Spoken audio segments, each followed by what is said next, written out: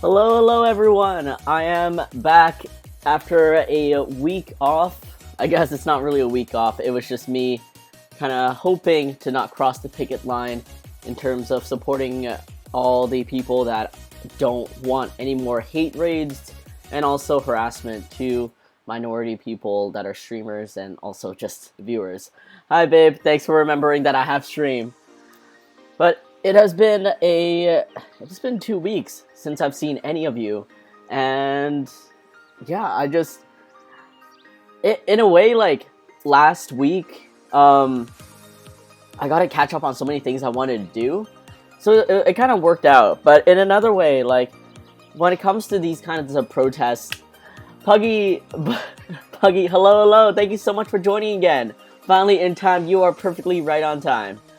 But yeah, I don't know, when it comes to these kinds of protests where they ask for, like, silence or to not support something, it's always such a double-edged blade, and I've discussed this before on my Twitter, that, like, protesting has many various facets and ways to go about things, but I just felt like since there was so much support already built up for not streaming and not using the site on that day, that I figured it kind of in the same respect of, like, you know, don't cross the picket line. I will do it in that sense, but otherwise, I'm just gonna be here. I'm gonna continue tagging myself like LGBTQA. I'm gonna continue tagging myself as Asian, and I don't know. I guess we'll see. Max Black Cat, hello. Thank you so much for joining again. And yeah, I don't know. In a way, the cynic in me makes me feel like not much has changed. In fact, so a lot of news outlets did pick up that a huge amount of Twitch streamers are not using Twitch on that day of protest, which I guess is like what people wanted. It was just more awareness. But in terms of what Twitch actually did, nothing. Like, I got an email from Twitch, I think either like that evening or the day after, talking about how much they care about what's been going on with hate raids and the abuse that minority streamers have been facing. And they're like, we're working on a new system, but until then, here are the things that we already have that will help you deal with hate raids. And I'm like, man, this ain't great. So, oh snap, the Puglie emotes are locked. Wait, what? Wait, is it because, Hola, buenas tardes. Hello, Cat Aesthetics. Thank you so much for joining again. Are my emotes locked? Okay, wait, they're open for me, right? Am I... And thank you so much. Oh wait, you are here. Okay, sorry, I thought you were lurking. Hi Glenn! Thank you so much for joining again. Max Blackout, what do you see? Is it locked? Is it because if you're subscribed, you should still... Oh, there we go. It's been a minute. It has. I hope you've been doing well. I hope you and your family have been doing well. Oh my god. Not being able to stay, I have to come give you love. Cat Aesthetics, thank you so much. I don't know why my text-to-speech is not working, but thank you so much.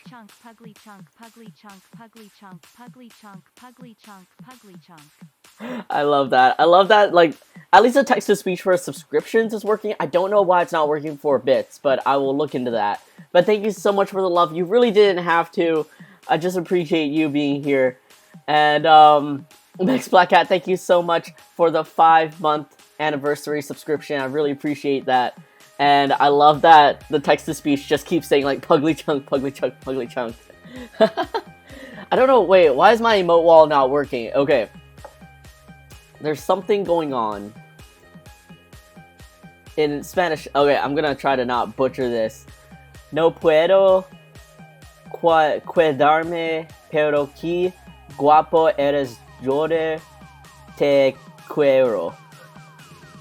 I am sorry if I said something very offensive. It's so. I wonder if like Spanish is like what you read is like what you get kind of thing.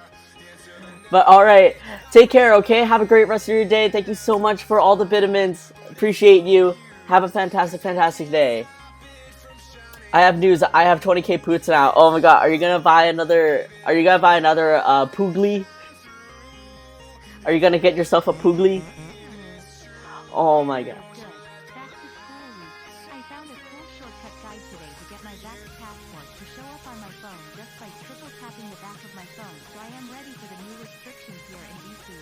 What? Oh, do you have like do you have like an Android or a Google Pixel that has like the touch button in the back or something?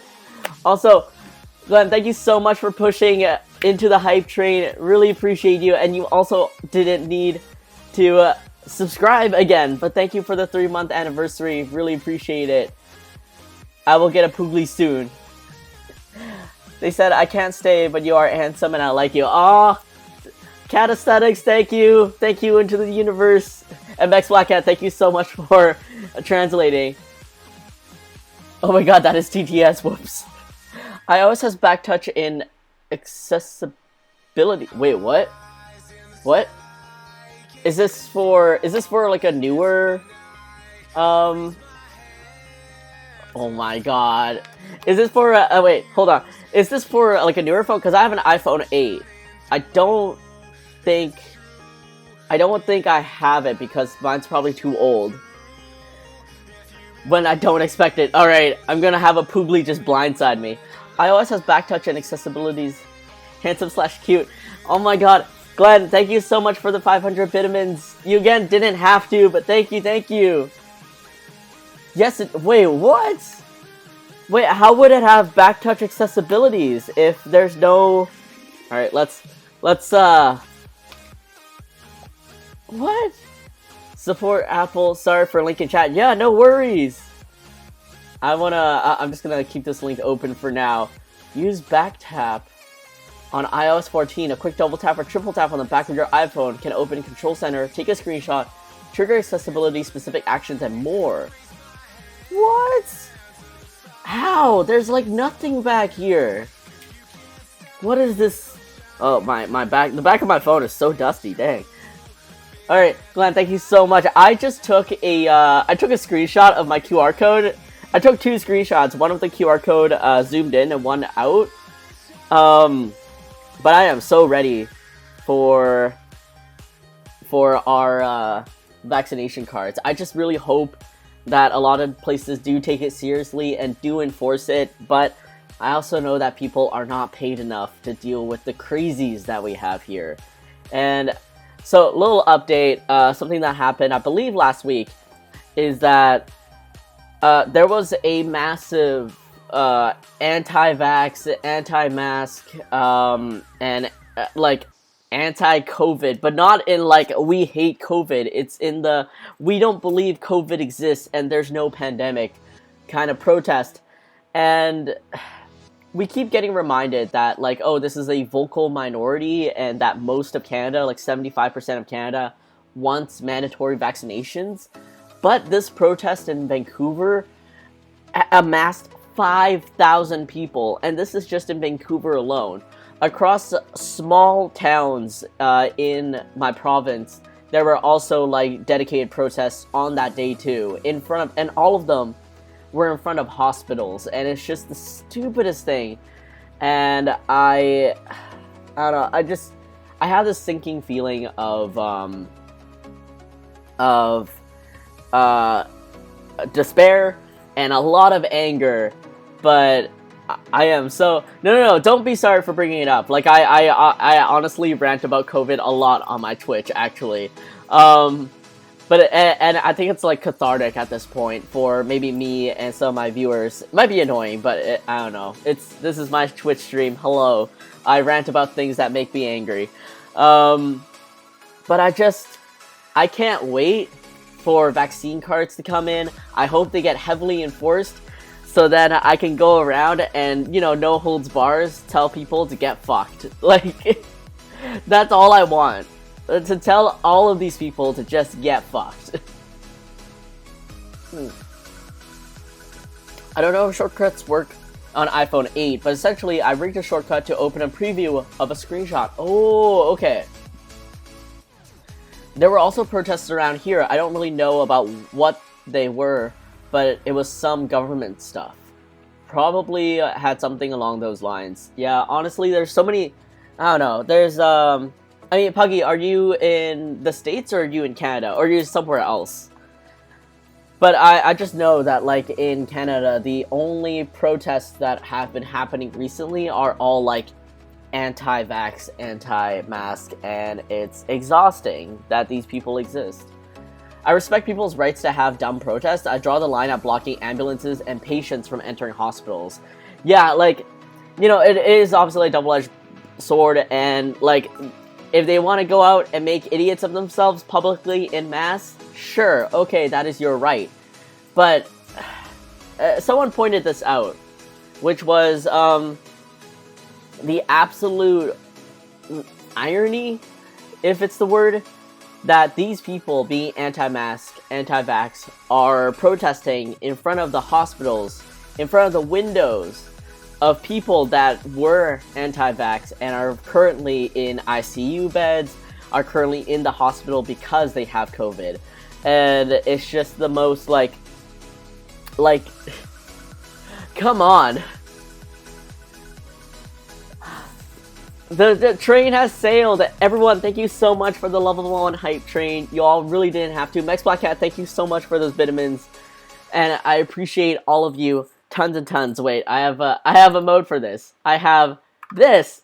I appreciate you all tons and tons. Thank you so much for creating another hype train here. Really, really love it. And yeah, I was also reading, I don't think there were articles, but it's basically like people tweeting. No, it was an article. I think it was like a really short article about the protest, and it was talking about how cancer patients that were trying to get to their appointments. Obviously, they're not in ambulances because they're just being driven in normal cars. They were blocked from getting into like the hospital and stuff. So you have like a handful of cancer patients trying to get to their chemotherapy or whatever, needing to exit their cars and get escorted through a mass of anti-vaxxers. Like, it's insane. Like, protest in front of City Hall, protest in front of mall, protest in front of our art gallery. Like, there's tons of space.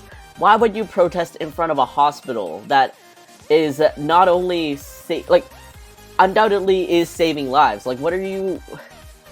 Why? I mean, I guess they made their point because they just, you know, tried to block everyone. Ugh. I'm in Brazil. Oh, okay. Yes, that's not a good thing. You have the right to have an opinion, but not to do dumb stuff. Yeah, absolutely that. And, like, it's cancer. It's super dangerous. Yeah, like, all these people, like, the most immunocompromised people in the world are cancer patients because chemotherapy, the radiation, everything destroys their immune system. So, like, these are literally the highest risk people being made to walk through a mass of the most dangerous, the most dumbest people in our worlds right now. But yeah, it's wild. So that's what happened in Vancouver last week. My uncle passed away from COVID. His funeral is next Wednesday. I don't mean to burn anyone out, but it's frustrating that people won't wear masks because they don't believe in it. Max Blackcat, I'm so sorry that your uncle passed away from COVID. I mean, in general, I'm so sorry your uncle passed away. I really, really hope that you and your family take the time to grieve and take the time to just you know, form all your thoughts and everything. And, yeah, I can't imagine just how infuriating it is for you and your family to see people like this out there. Like, I'm really lucky that no one that I am personally connected to has passed away from COVID. I had a scare where someone that I consider a good friend did get COVID, and we weren't sure if she was gonna make it, and that was the closest thing I had to a scare. And it's just, it's infuriating. It's absolutely infuriating, and I do not hold back that I wish these people that are anti-vax and anti-mask the utmost of what they deserve in consequences, in karma, and in the universe. I also had issues with COVID along my family, but I don't feel comfortable talking about that. Puggie, don't worry about it. You don't need to share anything that you're not comfortable with. We're here to just have a safe space. Sorry to hear... Oh, hi, Quixotic! Sorry to hear that. Nice Black Cat. My stepdad passed away from COVID this past April, so I tell people all the time is such a relevant thing still. I hope it's such a relevant thing still. Quixotic, I had no idea. I'm so sorry that you lost your stepdad to COVID. Yeah, so it's pretty recent actually.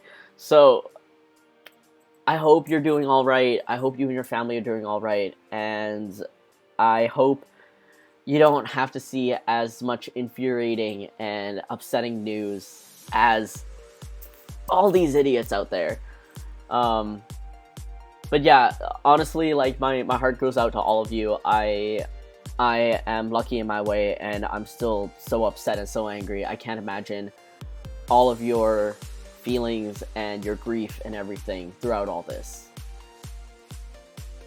Wish the best for you. Thank you guys, appreciate it.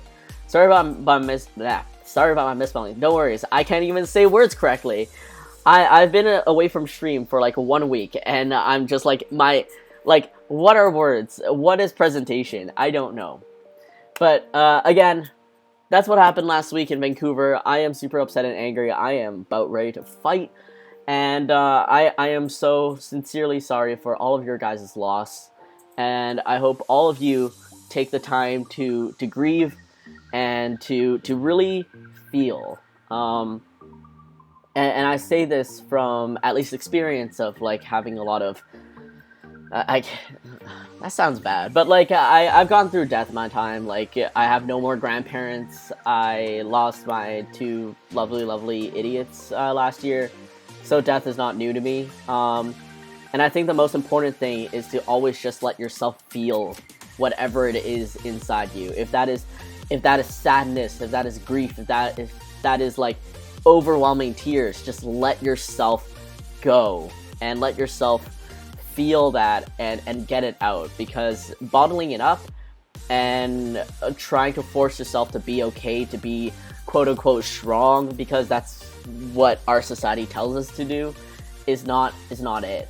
And you really need to go through it to get the sad parts out before you can really celebrate and remember the good times, and celebrate the lives that they lived and that still lives on inside your memories.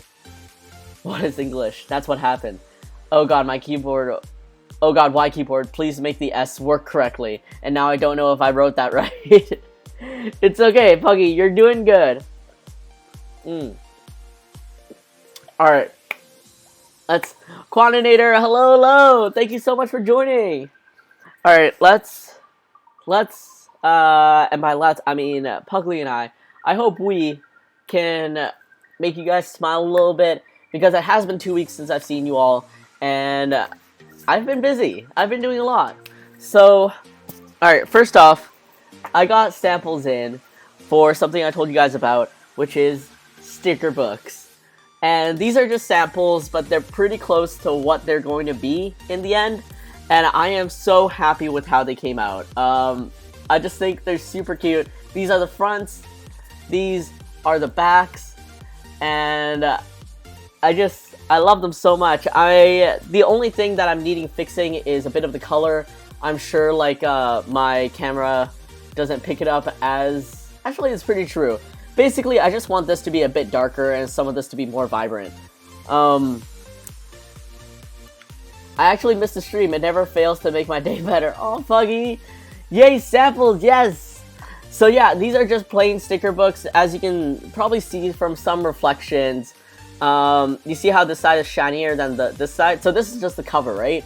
And this is a sticker book. So it's made with like the release paper, so you can stick stickers just onto it and collect them reuse them. So that's why the sticker book is called like Heal Stick Love, because, and repeat, because I don't know, restickables, yeah, there we go. So yeah, if you just want, you can like that, and it's still like really pristine. The adhesive is still pristine. You just stick it back on, make your own collection, and I don't know, I feel like, honestly speaking, these have been a passion project of mine for a long time, and I almost feel like they're not going to be that popular in terms of sales, realistically, but they've been a passion project of mine. I just want to get them made, because in my head, I just think it'd be so cute and so fun if you took these to cons and you'd use these to trade with others. Like, sometimes you gotta make something for you, right? Yeah, you know it. But like, imagine if we could get this kind of, I don't know if you call it like culture or movement going, but people just brought sticker books or like, I don't know, sticker pouches with them. And you guys could open up your book as if like you were trading Pokemon cards or Yu-Gi-Oh cards back then. And you're like, oh, I want that one. And like, I'll trade you this one for that one. And you just like, you know, peel it off and then stick it into another person's book. And you go around collecting them. Or if I had a scavenger hunt of some sort, which I sometimes did with other artists. And it's like, hey, if you buy a sticker book and then you collect like these stickers from these booths, and you come back, I'll give you a prize for it or something, and obviously you get to keep all the stickers because you bought them, and just stuff like that.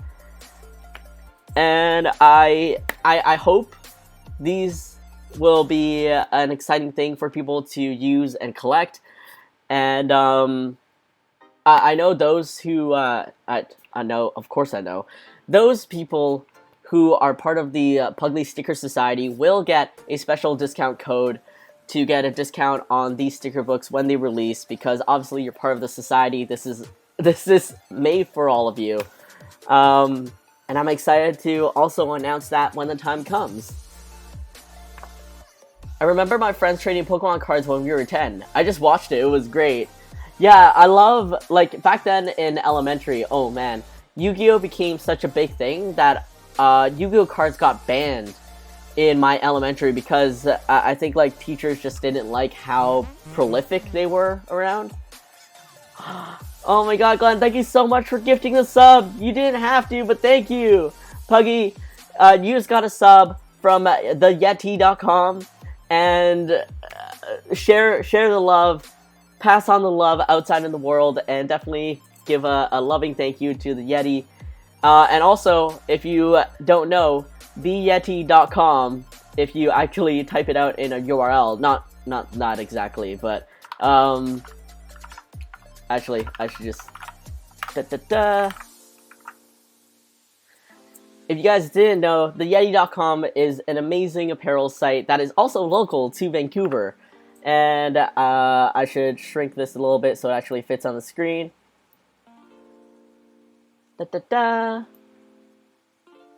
And they sell really high quality t-shirts. They collaborate with a lot of amazing artists to bring you great stuff. And there's always just cool things dropping all the time. So if you guys don't know, it's theyeti.com.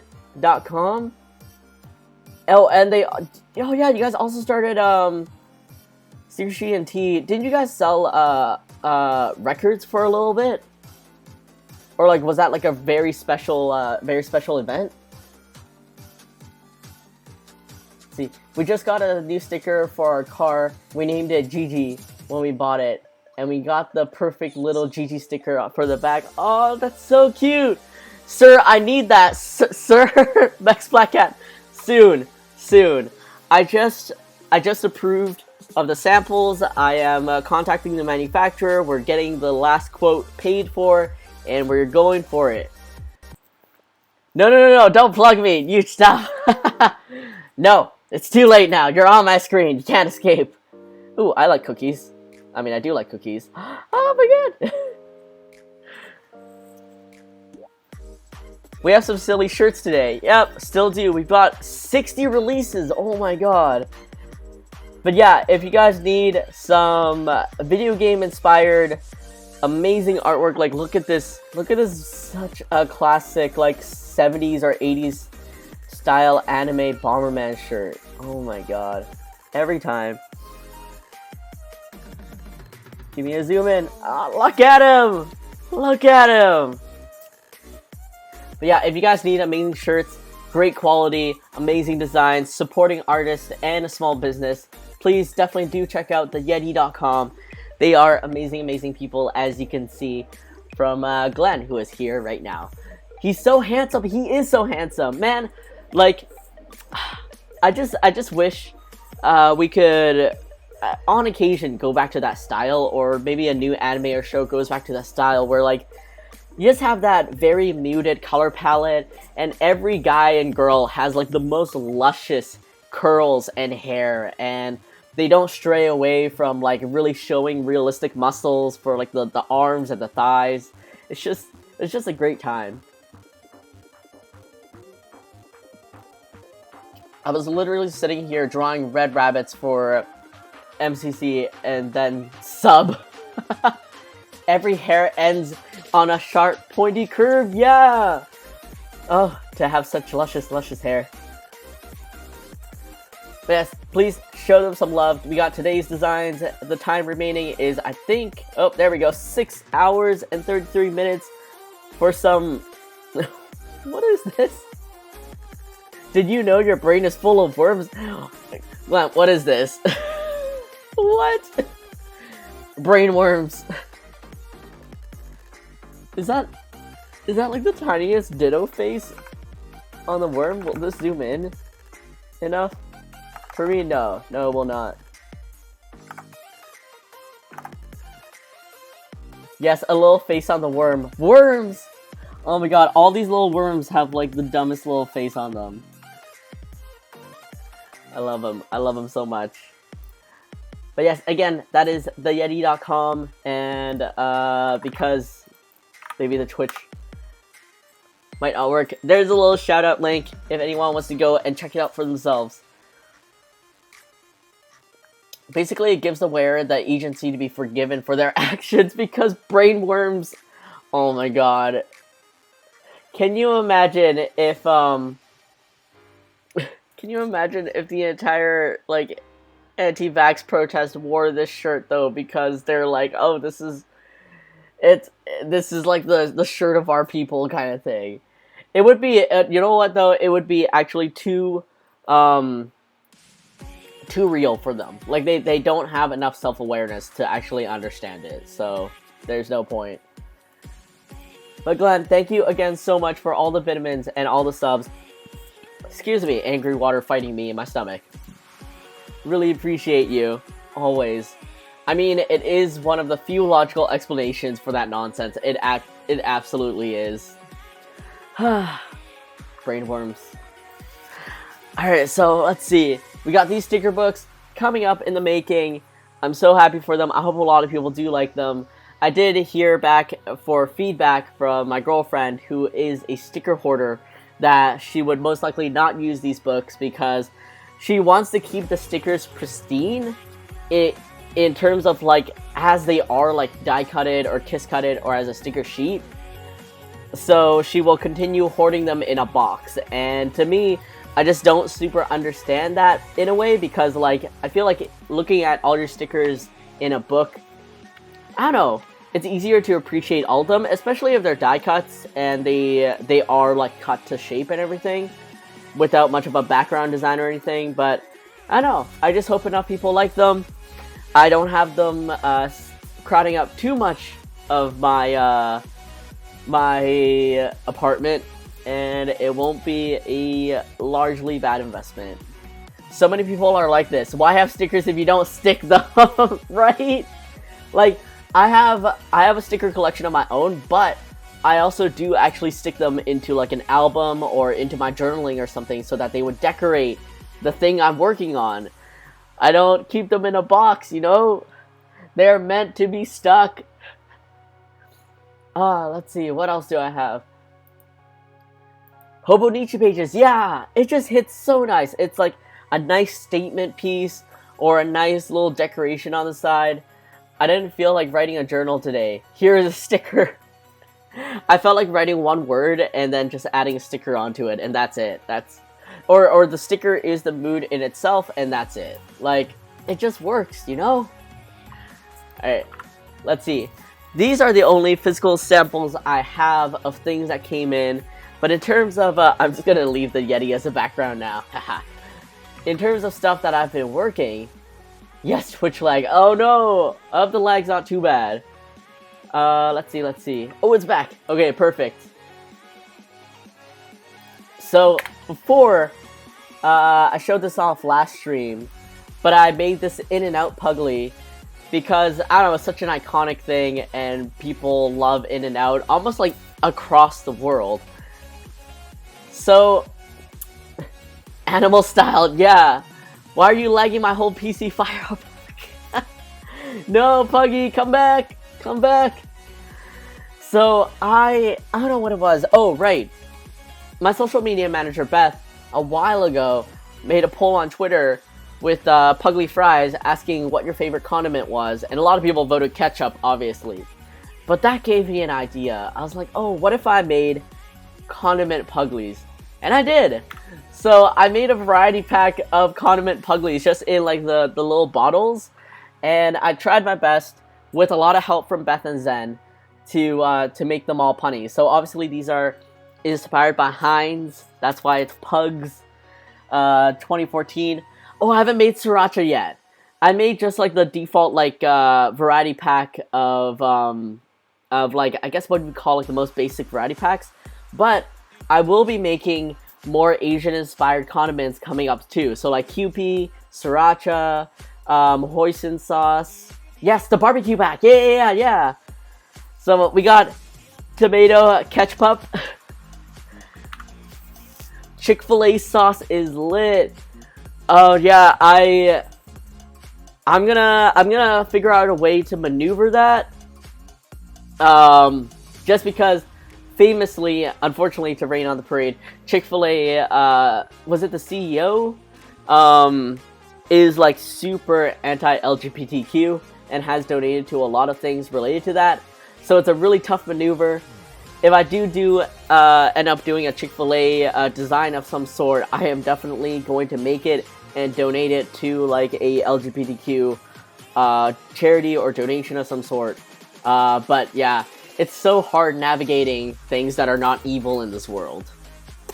The best we can do is like, so long as the person did not admit that they are evil, that's the most we can do. But yes, we have Puglie, which is the closest thing I could make to a pun, honestly, a play on words. But mayonnaise is like my favorite condiment. I go through mayonnaise like nobody's business, and like not Miracle Whip, but like actual mayonnaise, specifically Japanese mayo. So we got Puglie, we got ketchup, we got mustard, and lastly we have relics. Yeah, Chick-fil-A donate tons of money to anti-LGBTQ stuff. Good on you, mustard. I was gonna say Pugstard. Yeah, I was like, I gotta try to find something that like either at the very least relates to dogs. I do know another artist locally has already made like a they made a mustard design. So it is like a dog pun for like mustard, and it's MUTTS TURD. So it's like dog poo. It's like mustard. So when I do actually release this series, I will probably give a shout out to that artist, just because I always feel like it's hard to navigate not stepping on toes and concepts, especially if it's a play on words. It's so like out there, you know, like the pun "let's taco about it." Like, who am I gonna message for that, you know? But at the same time, I know that I first saw this pun from this artist, and I always feel like giving credit where credit is due, especially if it was even in some way inspired by or given me the idea for. So I always try to just give a little shout out to be like, hey, this other person also did this. If you like this art, definitely give them a follow and also a like. Finger licking good sauce from KFC is good too. I've never had. Wait, does KFC have their own finger licking good sauce? Is this a US thing? Sam, yes, Sam. You know Sam. Yeah. So Sam did the condiment series for like catsup, so that like their ketchup was like cat inspired, and then their mustard was like mustard. So they were the first ones that I've seen to do that kind of pun. So yeah, definitely when I do this release, I am going to give them a little shout, just because like, I don't know, whenever how should I say this? It's like a lot of ideas nowadays, like we're all inspired by the same things, like Japanese vending machines, a lot of Japanese or Asian aesthetics, and we live day to day in things like we grew up with Polly Pocket, we grew up with Pokemon cards and stuff like that. So undoubtedly, a lot of our ideas and concepts will mesh or cross beams or whatever like that. But at the same time, I still feel like, hey, maybe a little nugget of your idea was implanted into the back of my brain, and this is what kind of like made it grew. Why can't I speak English today? Made it grow and like spread its little vines and roots into my brain to make this. So at the very least, I do want to give a shout out, especially if I can think of it. Oh my god, how about tapatio hot sauce? Tapatio. In Mexico, they call it catsup instead of ketchup. Oh, that's so cute. I have no idea what tapatio hot sauce is, I gotta admit. Also, admittedly, I don't actually know a lot of sauces. I personally don't use a whole lot of sauce myself. So outside of what is more commercially known and what I actually enjoy, which is like Asian sauces, I don't actually know a lot of sauces.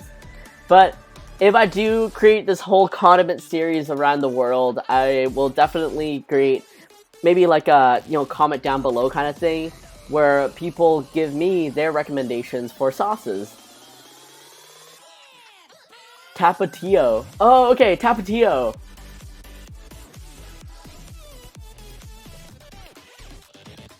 Thank you for educating me on how to pronounce this. Tapatio. Is Tapatio hot sauce. So is this like a more Mexican hot sauce, or is this, I don't know, known like statewide? I guess like most, like North America steals from everything, so like everything's there. But is it like made in Mexico, like from Mexico, or is it just like a really famous hot sauce?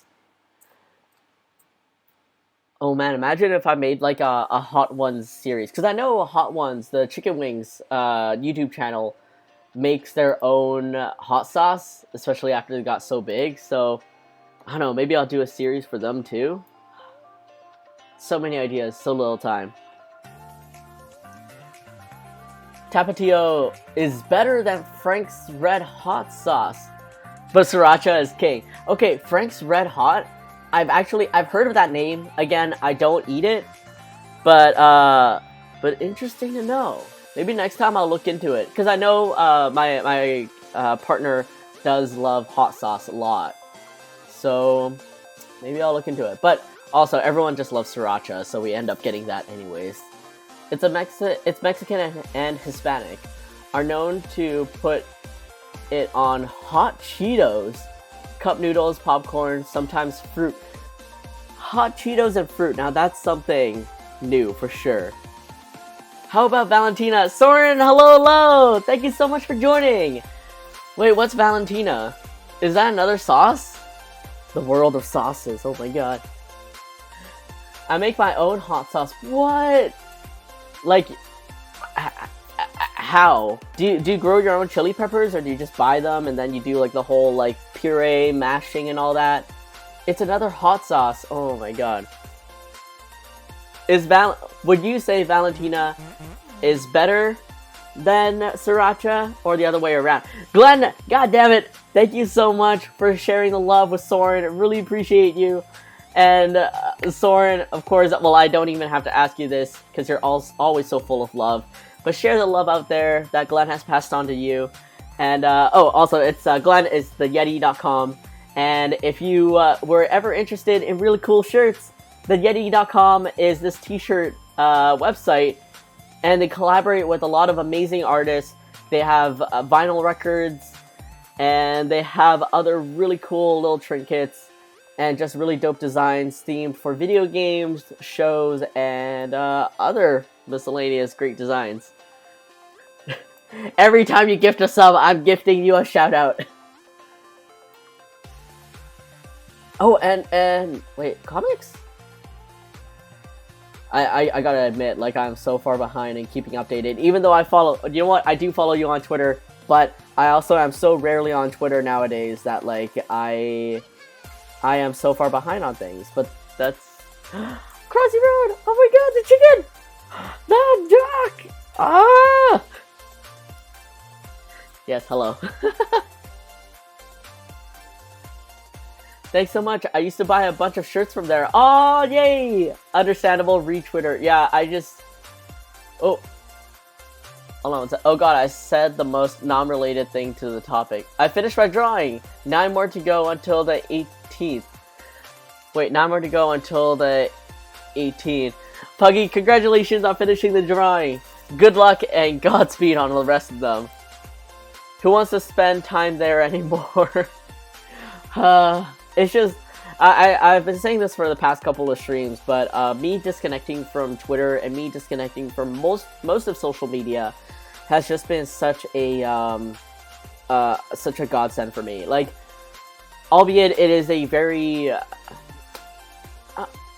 yeah, I would say it's a privileged choice that I was able to make, that I don't have to keep as informed or updated on things. But at the same time, it's just mental health and self-help and everything, and it has just... Sometimes there are discourse on Twitter that is not worth the time and energy, and just disconnecting it from it as a whole has been great. Oh my god, these froggy faces. What even? Look at how happy they are! Look at this one! This is just gonna be here for now.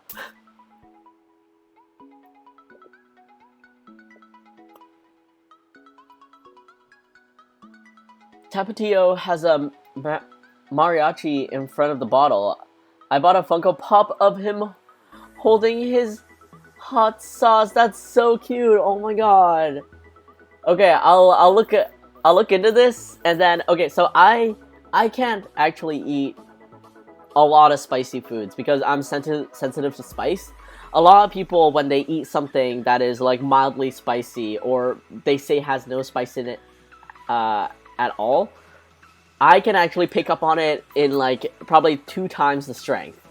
So because of that, a lot of things that are like even medium hot are insanely spicy to me, and it gets to a point where I either can't taste anything or it actually becomes painful for me.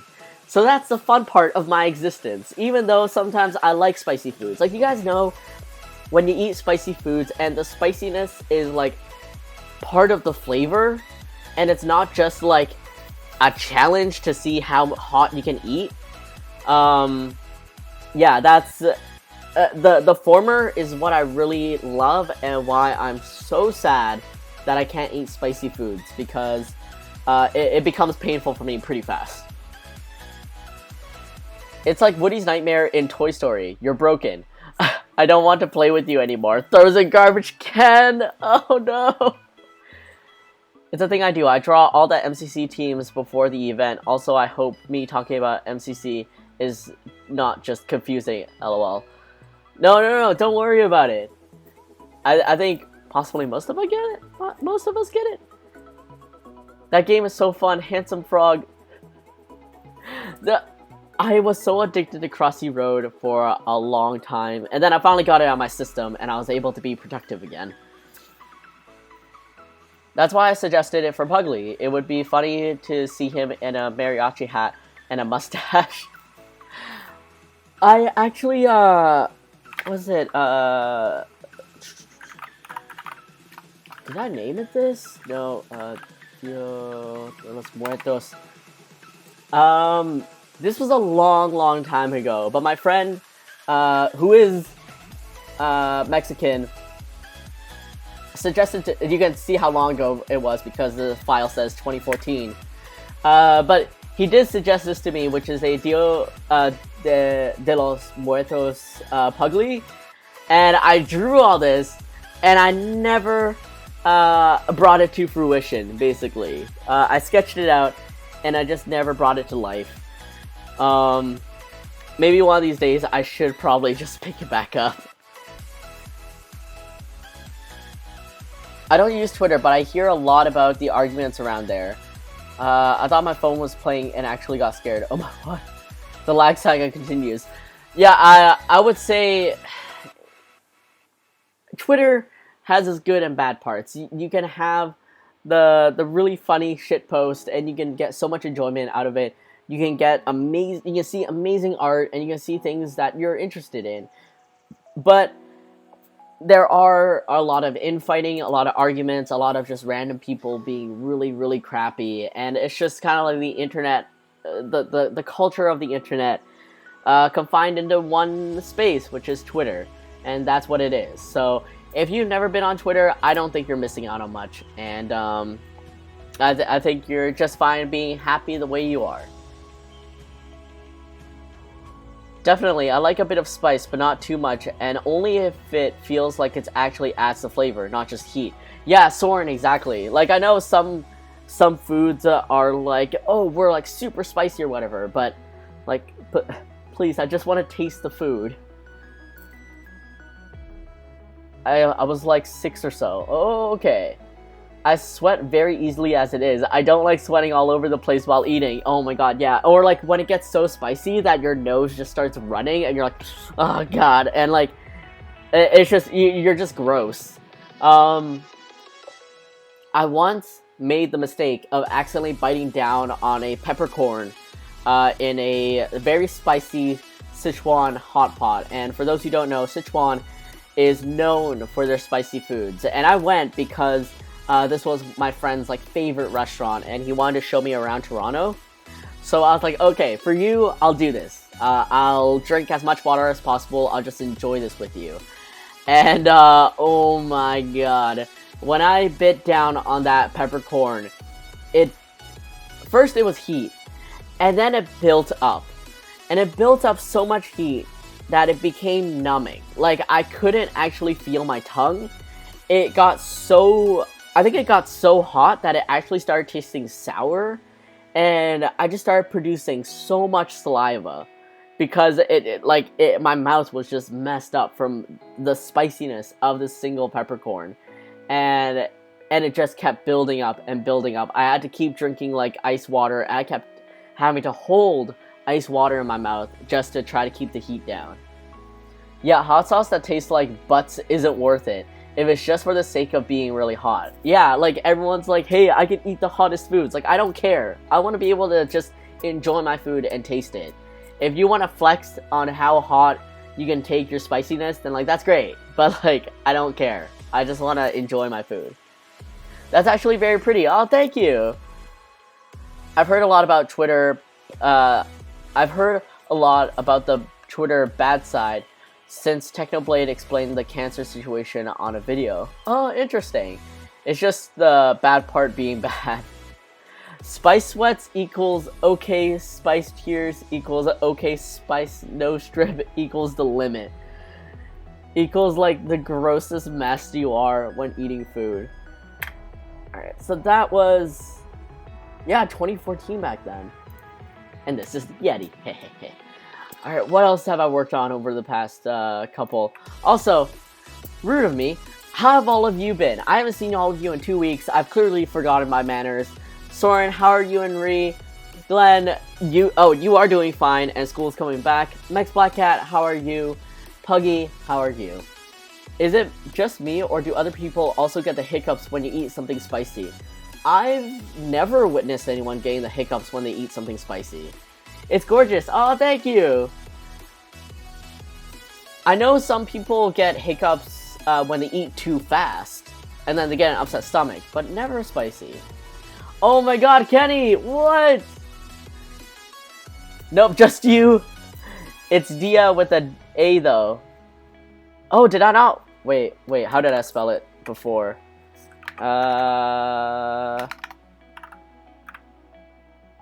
What? Sorry, Raiders. I'm trying to find something, and I can't find it anymore. And now it's on my mind, and I can't not look at it. But first of all, hello, Kenny. Hello, thank you so much for the raid, Rice Hat Crew. Thank you so much for bombarding me. I was gone for like 2 weeks, and now I'm back, and I've forgotten everything on how to Twitch stream. I am now a professional artist. We are love art. Rawtastic. Ashley, thank you so much for joining in on the raid. Kenny, how was your stream? How have you been? I clearly haven't seen you in like a week because last week was the whole like hate raid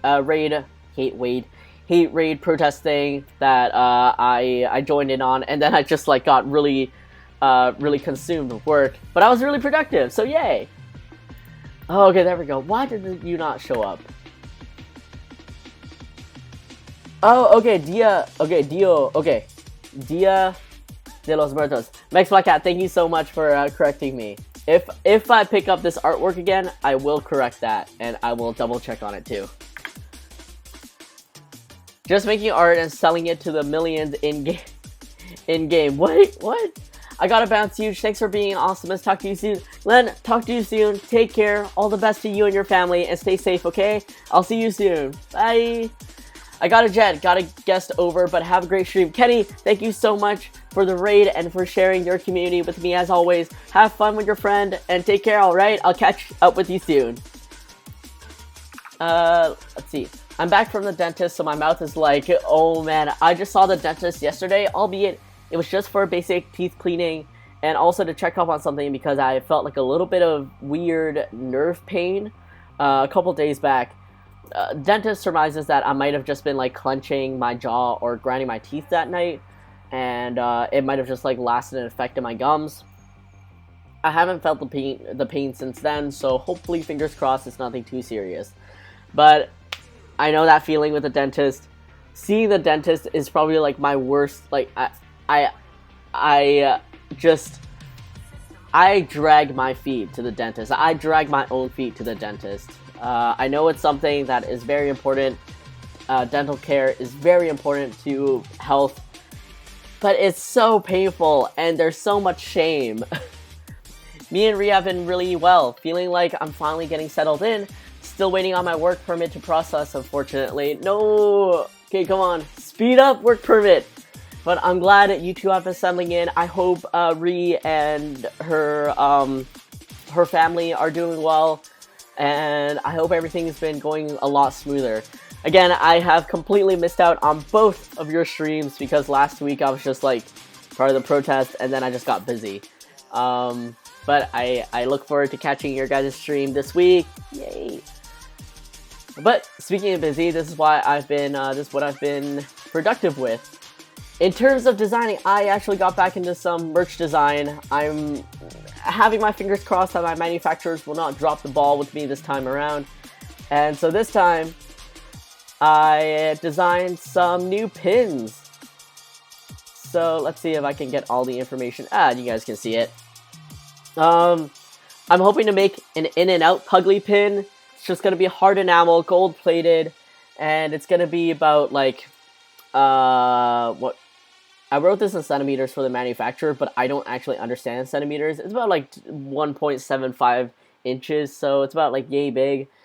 And I don't know, I just thought it'd be cute. In-N-Out is such an iconic brand or something. Like, I knew about In-N-Out before I even had In-N-Out.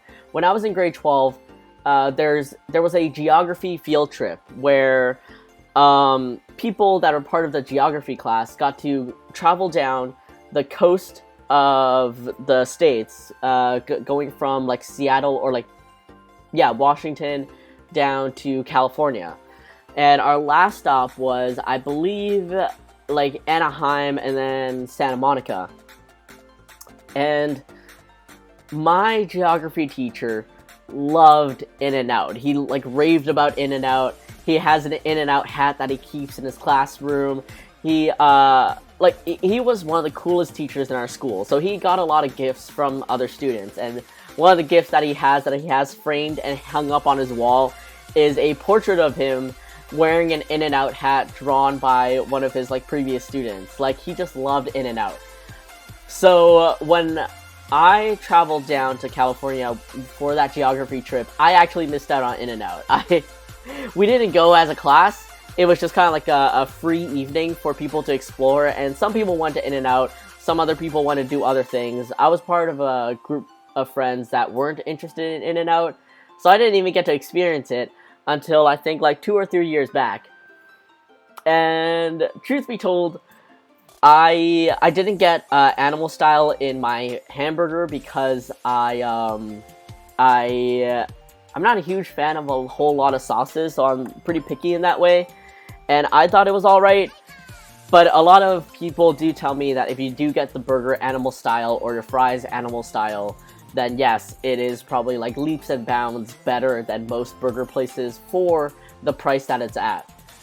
So I just appreciated that there was so much love for In-N-Out, and I don't know, the brand and everything, and also its tiny little hat. So I wanted to draw that, and I wanted to make it a pin. So hopefully people that are fans of In-N-Out as much as my teacher was will enjoy it.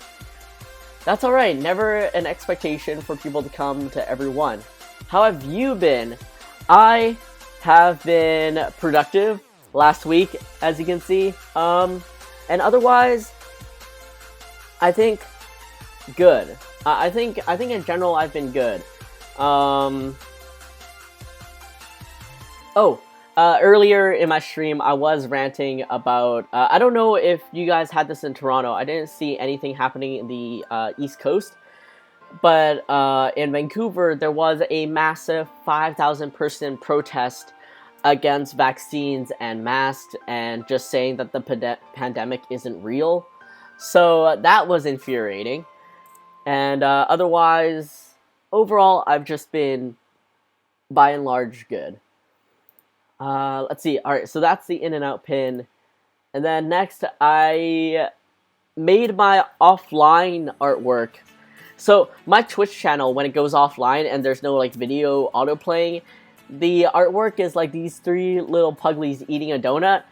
And I just thought that it was really cute. So I'm deciding to make it into a pin also.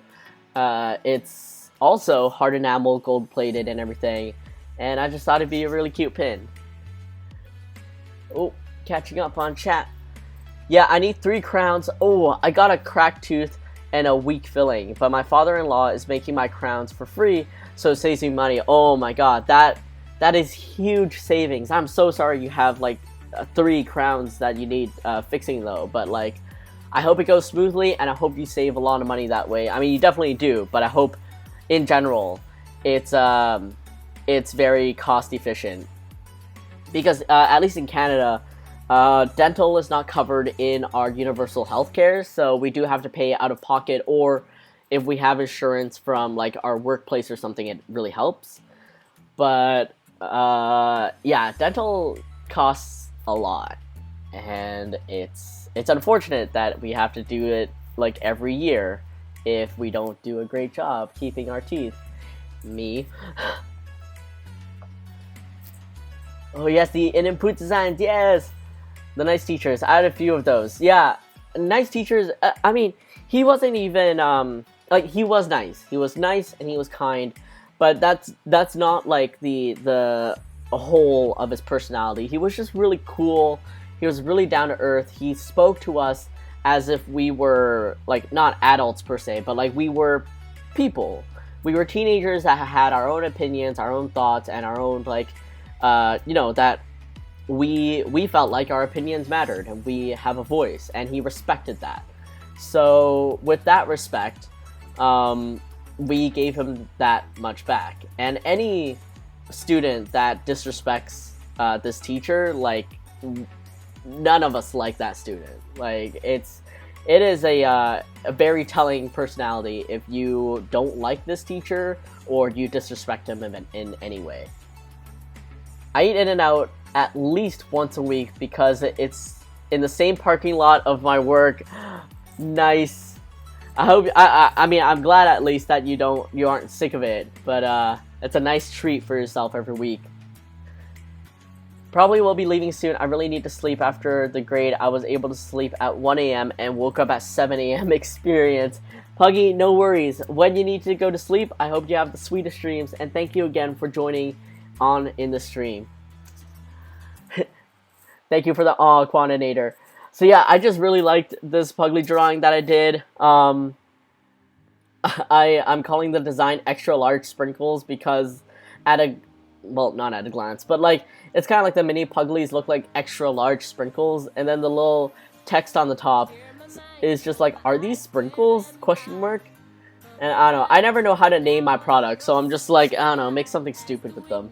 And that's what I made. Alright, so those are pins, and then what else did I make?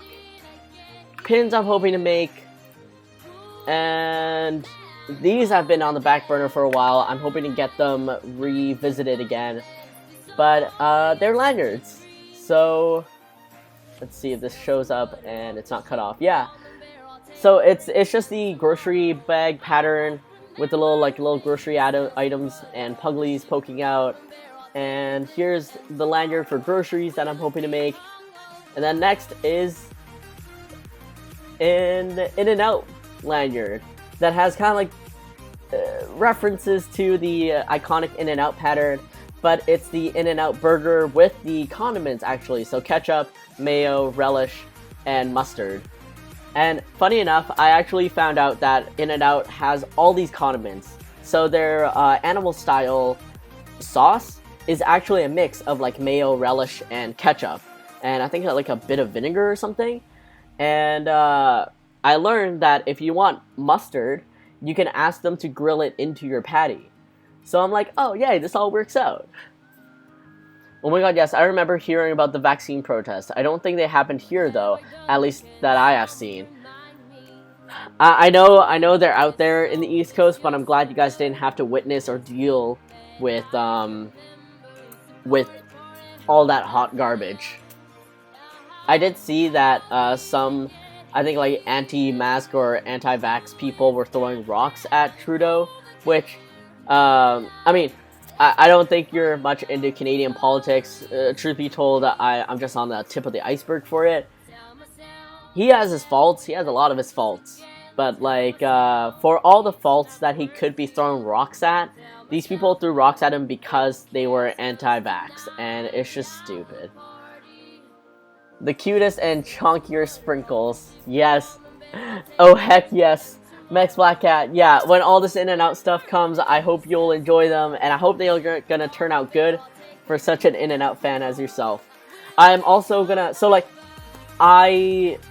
here's another thing that I was debating. I have this lanyard design that's kind of like, donut patterned, and then you have a bunch of the mini Puglies kind of eating through the lanyard and stuff like that. At first I was so excited to make this design, but then now I'm kind of having my hesitancies about it in terms of like if people will like it, because it's not as loud of it being Puglie. Like there's not a whole lot of Puglies on there, and there's not a whole lot of like other art on there. So that's why I'm kind of just sitting on this and thinking about if I'll make it or not. That's adorable. Oh, Puggie, thank you. But yeah, it's just, I'm trying not to overspend too much on merchandise, especially if I can't move them. And I'm also trying to create, not a series, but like a bundle in a way. So, as you can see, the pins were In-N-Out, and there's also the donut pin. And then for the grocery bag, actually, instead of a pin, I'm hoping to make, where are you? Oh, there you are. I'm hoping to make a hard enamel keychain, actually. So a gold-plated hard enamel keychain. So instead of a pin, it is a keychain, and it will match with the lanyard. So initially I was thinking of like bundling these things up. So if you buy both the lanyard and the pin for in and out per se, then you'll get it at a discounted price, or like the grocery bag keychain with the grocery bag lanyard. And so the donut one was something that I was sitting on, if it was going to be a pin on its own, or if I was going to make the lanyard itself also. Yeah, there's so much more justified reasons to throw rocks at him, lol. Back where I live in the States, anti-vax/mask people seem to be the majority, so I'm just glad things are not like that here. Yeah, I'm glad that like a large percentage of people are for vax and masks, but the vocal minority is very loud and very vocal. Gaming Comics, thank you so much for joining us again. Appreciate you being here. And hi Viv, thank you so much for joining in the stream. Appreciate you. But yeah, so this is what I've been working on not all week, most of the week last week. And I'm just so happy to get back into designing merchandise. I love designing merchandise, even though my manufacturers for the past 2 years have broken my heart to like smithereens. I am just excited to get back into it. So I got pins, I got keychains, I got lanyards, and I got 2 sticker books, hopefully coming up soon. And so much, just so much. And this is theyeti.com. Again, if you want rad t-shirts, go to theyeti.com. They are amazing people, and they're local to Vancouver. They're small business, and Glenn is an amazing, amazing person. All right. And then I go straight into this. So, for the drawing part of the stream, the actual art part of the stream, I think I'm gonna work on the theme for, I want to say October sticker pack, but I put the sticker society in such a weird time frame that like all my stuff will be belated. But for Halloween, instead of, I don't know, the traditional spooky and stuff like that, I'm aiming for a more 2000s or... Oh, this is not showing up really good on my stream. I'm aiming for a more like 90s to like early 2000s aesthetic. So the Halloween theme is like an era kind of thing. I hope this shows up. Yeah, there we go. So we got like... Did you guys growing up ever have those glow-in-the-dark dollar store stars that you would stick on the wall or the ceiling, and it just made every room a little bit more aesthetic? Because obviously back then we didn't have like RGB LED strips or what else do we have here? Like, I don't know, ocean projectors and stuff like that. Yeah, yes. Yeah, so that era of aesthetic. So we got like flip phones, we got like some starry aesthetics. We got all that like space, or what we thought space was, which is all cutesy and everything. And this is all to go into the theme of the lava lamp design that I had created so long ago. That will be part of the Sticker Society as a holographic sticker coming up in, I want to say in October, but realistically it's for November. the start of November. Because I'm an idiot and I put my times, I don't understand dates, and I just put all my times in a weird state. I also don't know why my window is not showing up anymore. Oh, there we go. So yeah, we got, let me shrink this window and then enlarge it. There we go. So we got the classic flip phone. I just did it again, didn't I? We got the classic flip phone. We got Puglie dressed up in those glow-in-the-dark stars saying you're out of this world. We got a cutesy UFO, Puglie obviously in a donut UFO. And we got a lava lamp that I never got to own as a child. I never got a lava lamp. My parents always saw them and was like, that's expensive. We don't need one. I'm like, okay. I'm too poor for a lava lamp, I guess. I have some old ones. Man, they just, even till this day, they are really still great. I'm loving this idea. Oh, Soren, thank you so much. A few years ago, I wanted to put them back, but I don't remember where I left them. Had to take the paint I had to take off to paint the ceiling. Oh. Yeah, but like, I don't know, for us here in Canada, I think we find them pretty easily in just like the dollar store. So we got, like, they usually come with stars and a moon and everything. And yeah, I guess we'd be working on this. Otherwise, one of my to-do list items is to work on the dual stream layout, because I am really excited about like wanting to dual stream with people. But I don't know, I feel like line art versus planning out a dual stream layout, I can't tell which one is more entertaining to vibe to.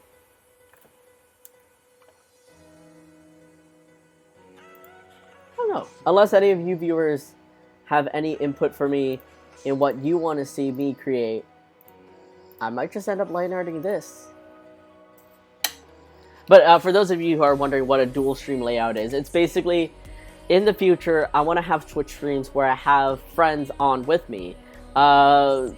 Maybe just like one. I don't know if I can fit like more, or if I can design a layout where I can like have modular people, and but essentially I want to be able to not only have you guys see me and my friend, especially if they're on webcam, but also see what we're working on. So if they like doing crafts or sewing, or if they do drawing themselves, like, you can see both my screen and their screen, which is the ideal.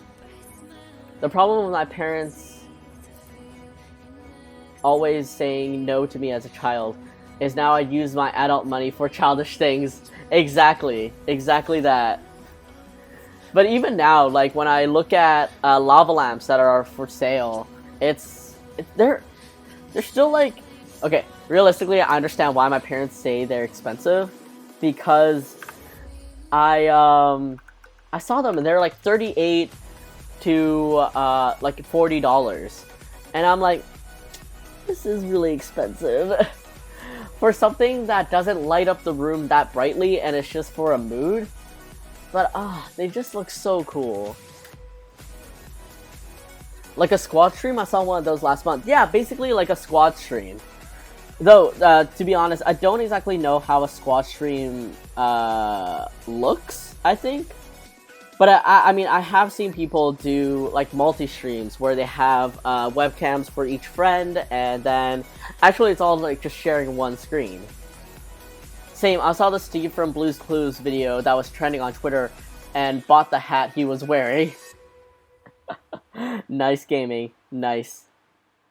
It's so nice to see Steve back.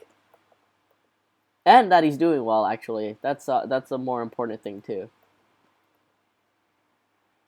Let's see. Alright. First of all, I do want to fix this sketch Puglie, because I feel like he's a little bit off-brand, like, off-model. I think it's because his mouth is a bit too large, but his eyes are not big enough. So let's shrink it a teensy bit, move it down so his ears are to nose height, and let me just fix his ears a bit. Why? Oh, wait, no. Something is mixed. Why are you doing this? That's right, that's right, that's right.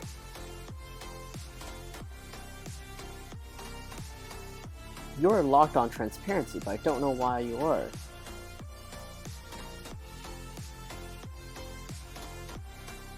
Huh. There shouldn't be a pressure on this. Ooh!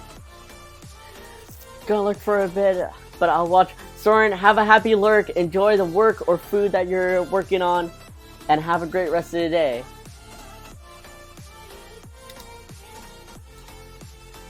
Huge, I'm muted because I'm in class, but I got the goods and I love it all. Oh, Coco! I'm just gonna say this out loud and also talk to you. But Coco, thank you so much. I hope you're enjoying class. And I'm so glad the little poots got to you safely.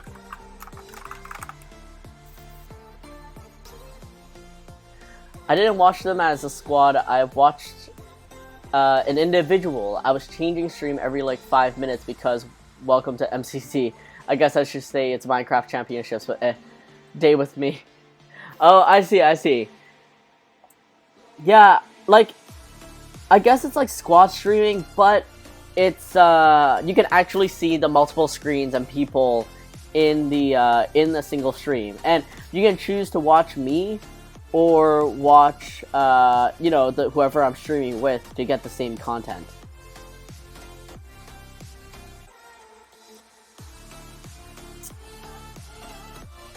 I must admit, friends, I have no idea what's wrong with my Photoshop.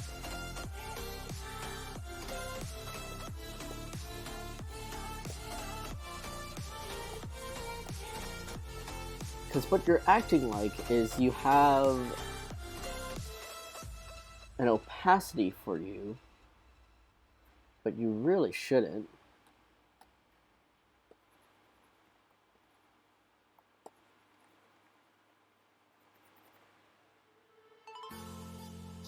You're also viewing like you're locked onto something.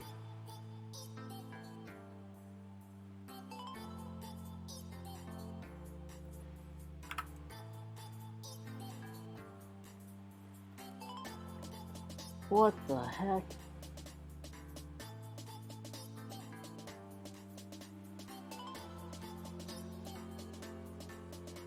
Oh, is it because you're still selected? There we go. The mysteries of Photoshop. Thank you.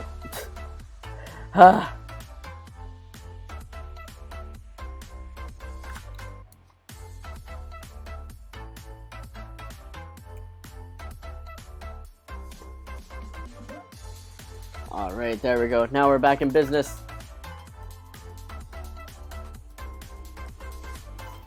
This is how I type with a single finger. I used to type that way, and then I played a lot of typing games that like forced me to use all fingers, and I'm glad I did. But yeah, I do know some friends that like type with just a single finger, and they type pretty fast with it. So you know what? There's skills in both ways.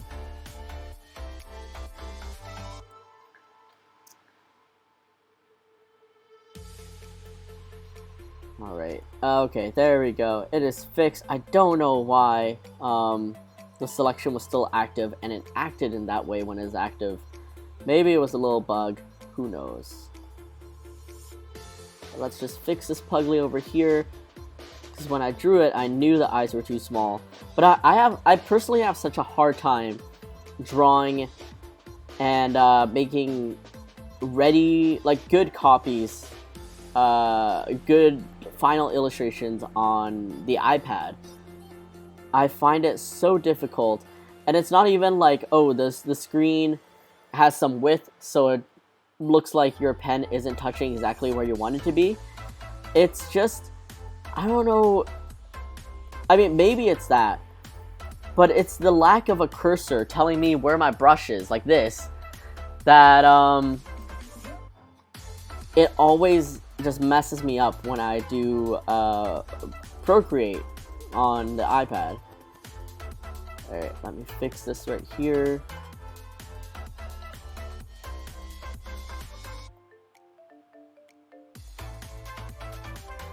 Huge versus Photoshop. I used to draw on my phone. Takes some adaptation to move to PC, not gonna lie. Yeah, I mean, every tool has its own little learning curve, and the iPad shouldn't be any different in a way. Albeit, I guess I thought I would be fine because, you know, I am drawing on a screen tablet. I've been drawing on a screen tablet for a long time. And heck, even like the screen tablet itself has that gap where the glass is and where the pen actually touches. But I did not expect it to affect me this much. And I did not expect my dependency on having a cursor being able to hover on wherever it is.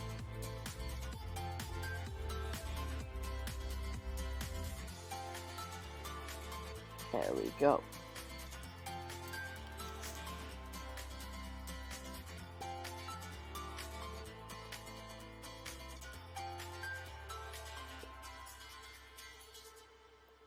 But speaking of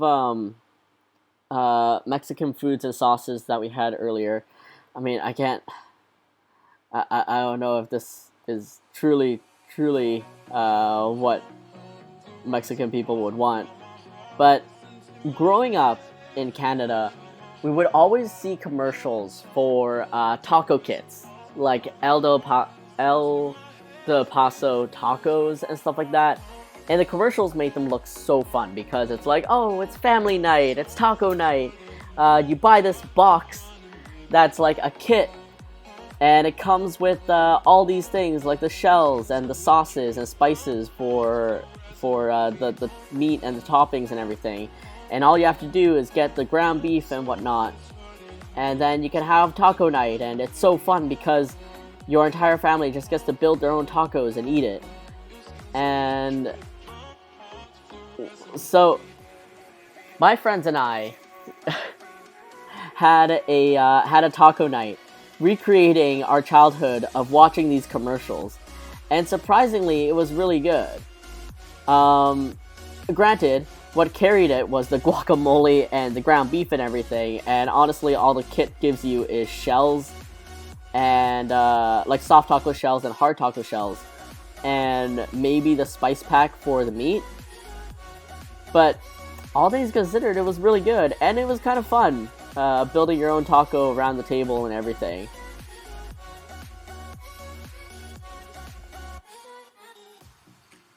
And I think at that night I ate 5 tacos, and I was like, oh my god, like I have to stop, but I want to eat more.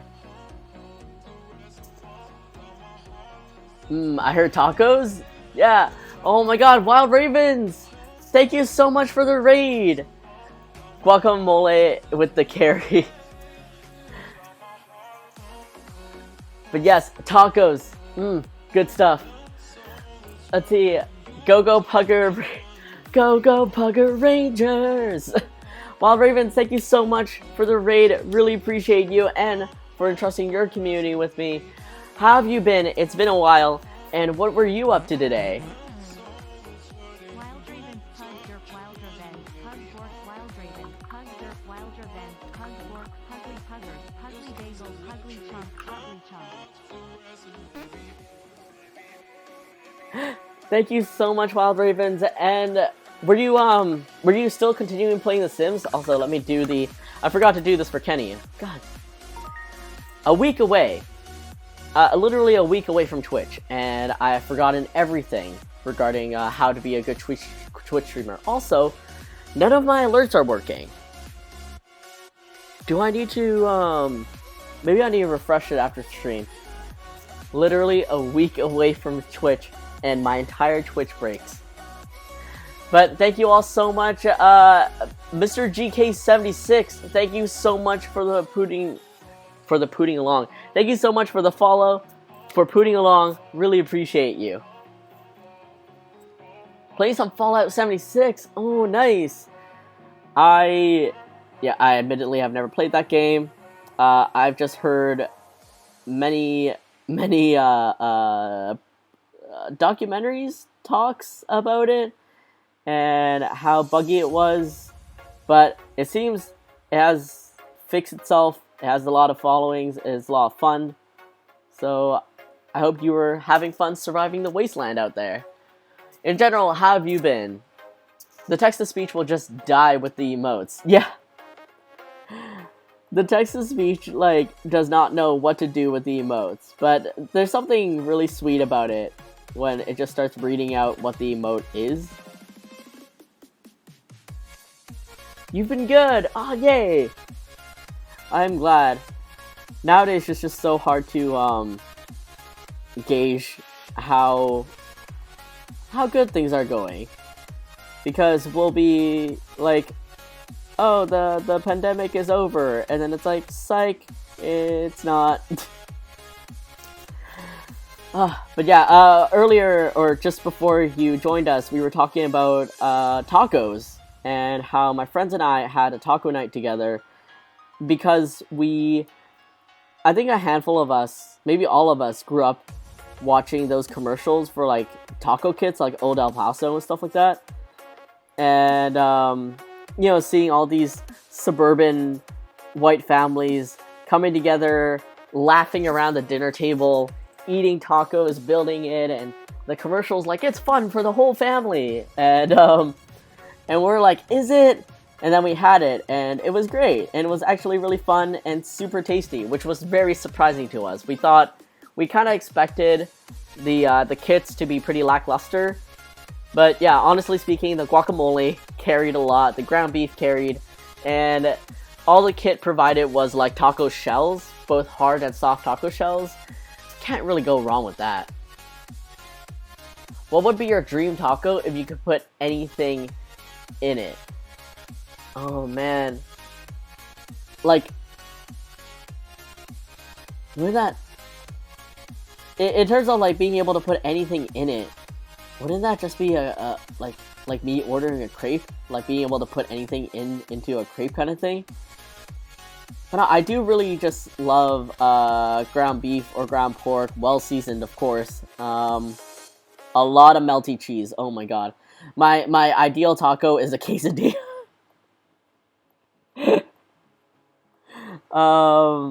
Just a lot of cheese, a lot of guac, and honestly, that's it. I don't eat a whole lot of other things. I can't eat cilantro. Or rather, I really detest cilantro because it tastes gross to me. No, I don't know what soap tastes like, so I don't know how to answer that. But yeah, cilantro is not my thing, which is very unfortunate because it's so popular in like every every culture. Maybe a bulgogi taco. Ooh, like yeah, some Korean barbecue meats in a soft taco would be so good. Or, oh man. First of all, do most of you enjoy a soft or hard shell taco?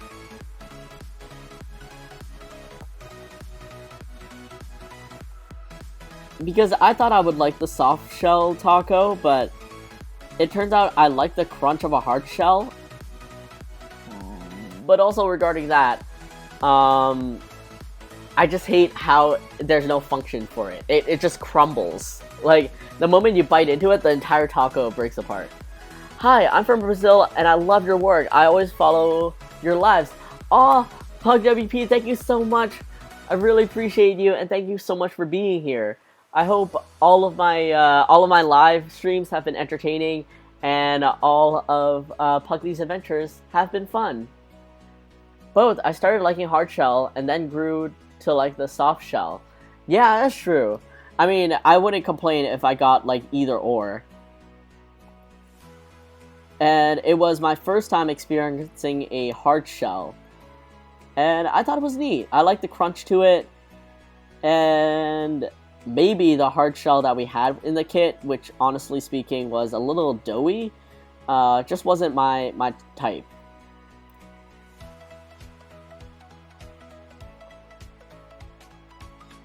We the Brazil buds.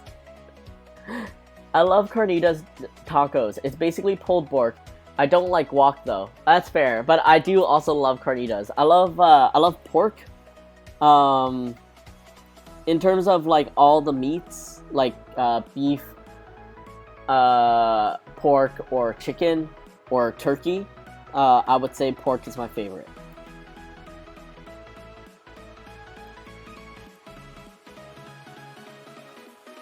Oh, Puggy, have a good night! Take care, and thank you so much again for joining in on the stream. Thank you for renewing your anniversary. I hope you have a great rest of your night, and have a great day tomorrow. Give me the guac, yeah! Give me the guac.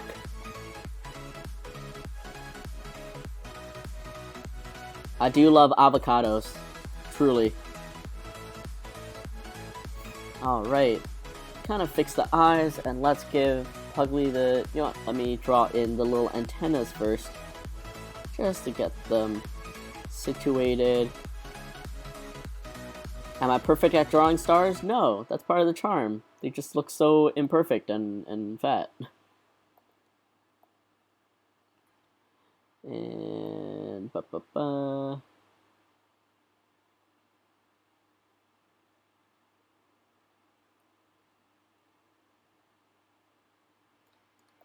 There we go. And I might design the star to be bigger a little later. Ideas take on a special appeal when they become interactive. This star is horrible, I'm sorry. Stars are so hard. Like, and there's so many different ways of drawing them, kind of. Like, if you change the angle just a little bit, it's a different star. Better be hydrating.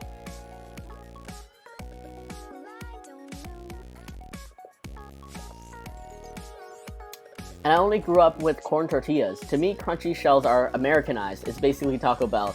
Yeah, I think so too. Like, when we were eating the tacos, we were just like, we don't think hard shells are an actual Mexican thing.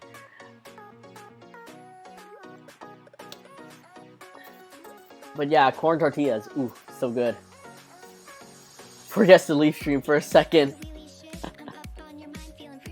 I mean, if you want to lurk straight into the night, I have no qualms with that.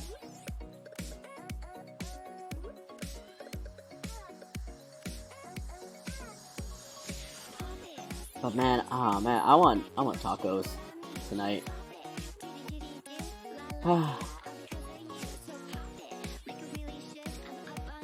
What was your guys' basic dinner growing up, like, or most common dinner growing up when you know, like, live with your parents?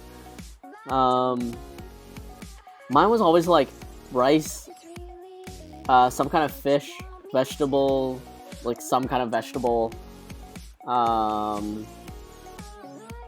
yeah, some kind of beef or pork. I don't even know what you call them actually. Or sometimes, like, if my parents didn't feel like cooking that night, we just go to the Asian barbecue houses, or like the Asian butcher shops, and then, you know, they chop up the cooked or like roasted duck or chicken for us, and then that was kind of like our side dishes for dinner.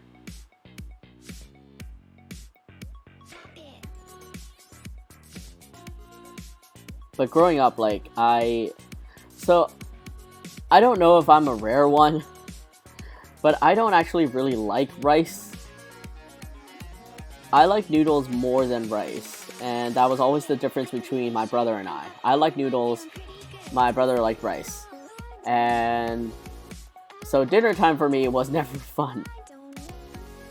Nowadays, I think I tend to like rice a little bit more, but generally speaking, I would still get like noodles or pasta or something over rice.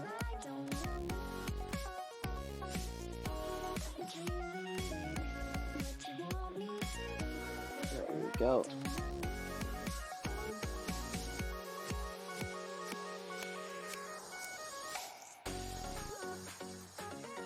I'm still here. I will just be listening for a few minutes before actually leaving. Rice and some other stuff like salad and meat. Okay.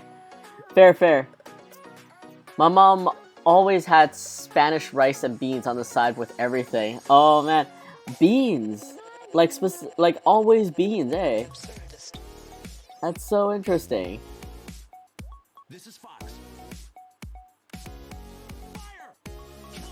So like for dinner you would have to eat both the rice and the beans?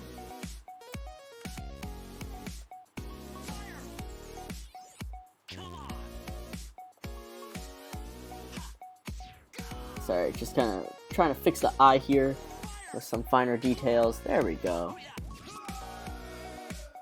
And let me see how this looks with a little twinkle in his eye. Because, you know, you are out of this world.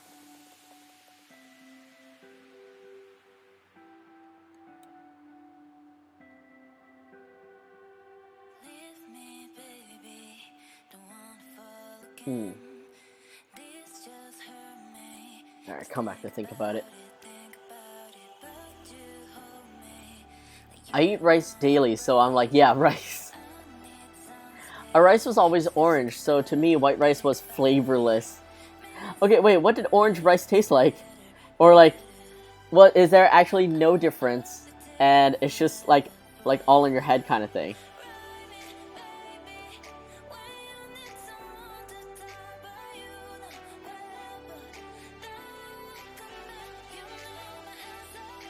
Alright, little trail over here.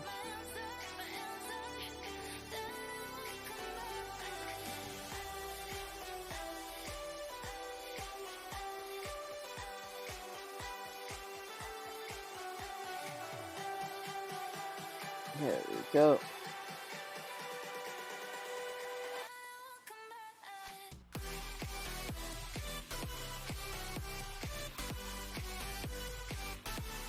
And I really wish my city had a late night taco place or Mexican place. Actually, I take that back. I wish my city had a late night anything. We have a 24-hour bagel place, a really late night pizza place, which I guess is nice. Asian restaurant like a kanji house, a Hong Kong cafe. So like, it's not too bad, but at the same time, maybe one of each cuisine. That'd be rad. And of course, McDonald's is there like 24 hours, so there's that.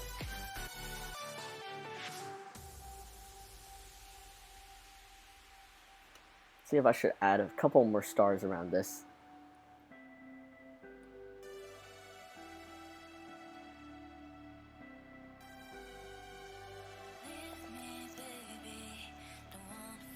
I never liked beans, so I was, and still am, like, get out of here, beans.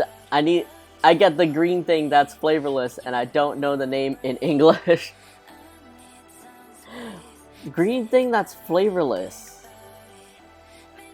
What's the green thing that's flavorless? 24-hour bagel? All our shops close at 2 p.m. 2 p.m.? What? Also, hello Cosmo Joe. Thank you so much for chatting for the first time. Spanish rice is cooked with tomato sauce and seasoning. That's why it's orange. Ooh. Okay, that sounds tasty. Kaio, hello. Thank you so much for joining. I hope you've been well. How was the week that I didn't get to see you because I was part of the thing? Also, thank you so much again for reaching out and for sending me all that information. I think it was personally tough for me to make a decision because, of course, like we said, I myself believe in being louder, and especially like considering what the trolls and stuff wanted, like being louder would have been the way to go, but it also seemed like there was such a movement, an established movement already of people wanting to do protest by not using the platform and not streaming or viewing and stuff, that it definitely felt more like don't cross the picket line kind of thing. Why does Puglie always make me hungry? Viv, why? He's not even holding or using any food right now. Live your best Puglie life, Viv. That's the thing. It's called choo-choo in Portuguese. Because he's chonk. Doing well. I tried streaming yesterday with my VTuber model. I was gonna stream on that day, but after reading up on it myself, decided not to. Yeah, it's just like, I definitely wanted to, I definitely felt like streaming and then making a statement that, like, I am in support of this, but this is why I decided to stream instead of not being, like, instead of being part of the silent protest. But I don't know, if I have to make such a lengthy statement to try to hopefully bring my point across, then I don't know, it's not doing a great job at being a statement. So I figured, you know what, like, don't cross the picket line. Just take the week off, and make your. I'll make my public statements on Twitter, discussing like my thoughts and what the situation is, so everyone can get informed.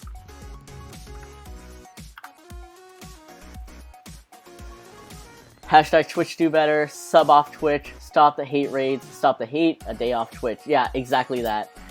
It's a lot of nuance. I hope some change comes out of it though. I hope so too, but I do recall that it was like the evening of that day or the day after that I received like an email from Twitch, and they were like, oh, we are aware of like all that's going on, we want to do better, we're working on a system right now, but we still aren't ready to show it or like launch it yet, so in the meantime please do these things to protect yourself. And then it's like a guide on what tools they have to protect you from hate raids and how to manage them and stuff, which, like, I mean, good for you, but also, like, hello? When will we get this change? Alright, now I'm actually gonna leave, so bye. Puggie, have a great rest of your night. Take care, alright? Bye. Alright, I might not overdo it with the stars. It just seems a little too much.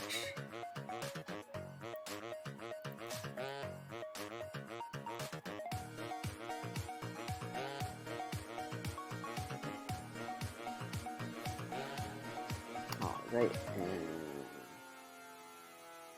know what? I'll line art this first, and then we'll see if there's anything else I want to add. Oh yeah, there's a twinkle. I don't think I'm gonna add a twinkle though. Viv, how are you doing? What you up to? Are you working? Entertain me. Even though it's supposed to be my job to be entertaining. Lol, their tools are weak. Yeah, absolutely. Like, at least I feel a bit more prepared if I do get hit with something.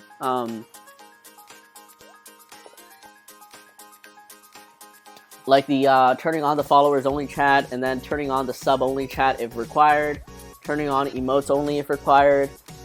I went on a frenzied hunt to try to ban as many bad bot users from my channel before streaming again. Yeah, that too. I need to go through a list and figure all that out. Hate raids response.car.co. Alright, thank you, Wild Ravens. I'm gonna keep that open so I can check it out after stream. There.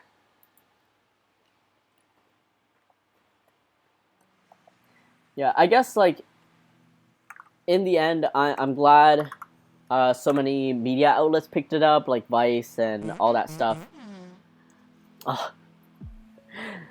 Tyler, thank you so much for the 6-month anniversary. Really appreciate you. Thank you so much for being here. Hope you're having a great day at work.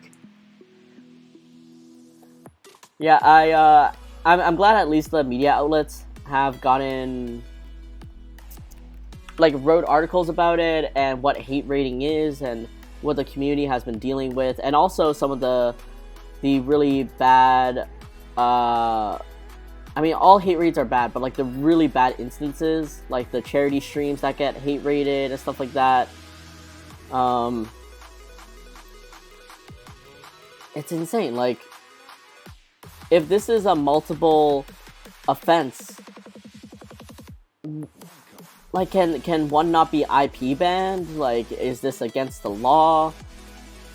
Like, why can't more be done? And quite honestly, I'd rather just be, like, plaster these people. Like, if there's any link where you can actually reveal, you know, who they are, give them their just desserts.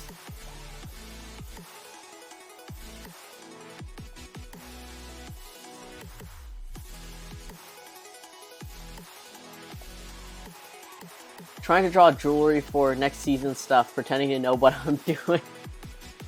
Good job, Viv. I believe in you. Oh no. There's my bitrate tanking. And we're back. Viv, I believe in you. You can do it. Are you designing the jewelry now, or like what's happening?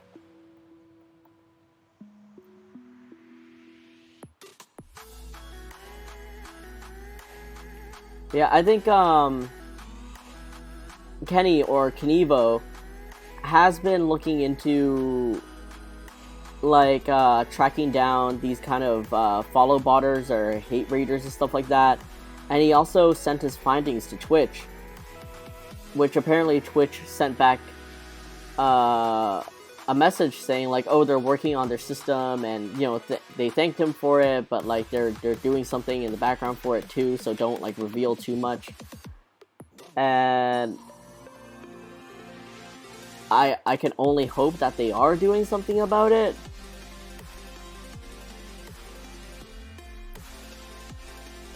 Because I haven't been personally hate rated or follow botted. Knock on wood, that doesn't happen ever. But you know, I did get like one troll that was spouting like some of the most garbage stuff, and it sucked. And I can't imagine having a hate raid of say like 20 to 50 people just spamming your chat with all that vile bullshit.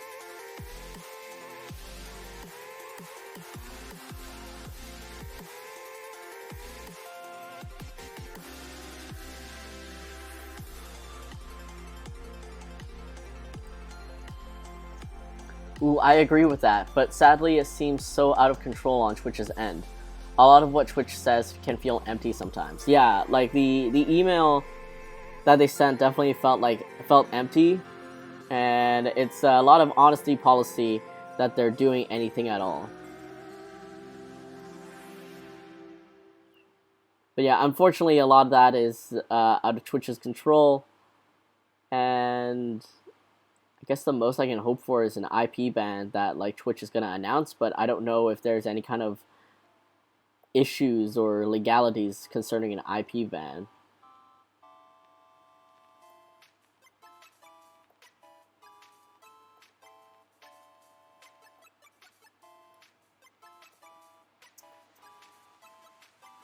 Yeah, they can make jewelry now, I guess. It's the season's theme. Ooh! Can't wait to see how that turns out. Are you gonna wear your old jewelry, Viv?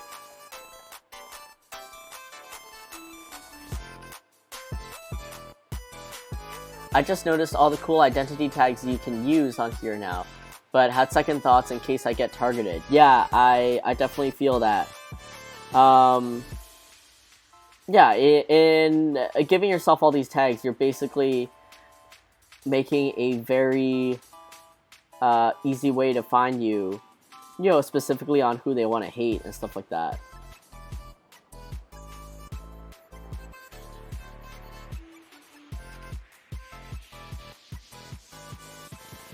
They did recently update it though, where I think they took out nationalities maybe. So you can't tag yourself as like Canadian anymore or Hong Konger. You can tag yourself as like Canada and Asian and stuff, but there's no specific tag anymore for like Hong Konger or Hong Kong for that matter.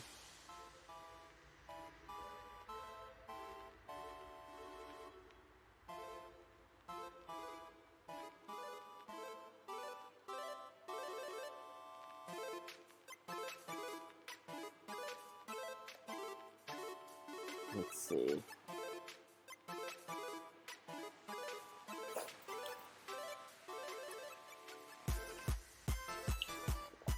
I wish we can do an IP ban that would help stop my stalker watching me. What the hell?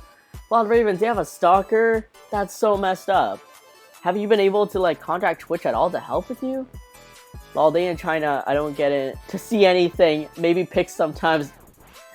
Maybe send the pics our way sometime. Wait, are you like drawing, like designing it in like drawing it out first and then or did you learn like CAD or Blender? I can feel like my throat starting to tell me that it's tired. A week off. That's all you took.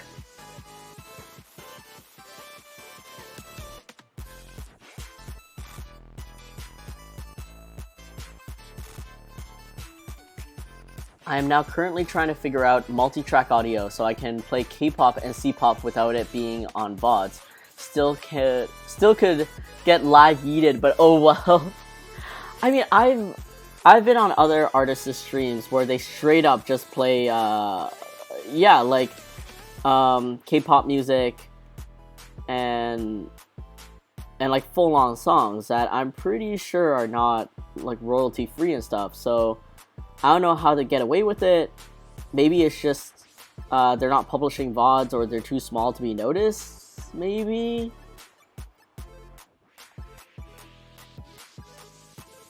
But I do know there's there's tutorials around that I think show you how to do that. Because I remember searching, when I was searching for like my audio issues, and sometimes I would see that title pop up, and I'm like, I don't need this. Oh right, because a lot of people were trying to kind of get around the whole like, yeah, get around VOD so they don't get DMCA'd.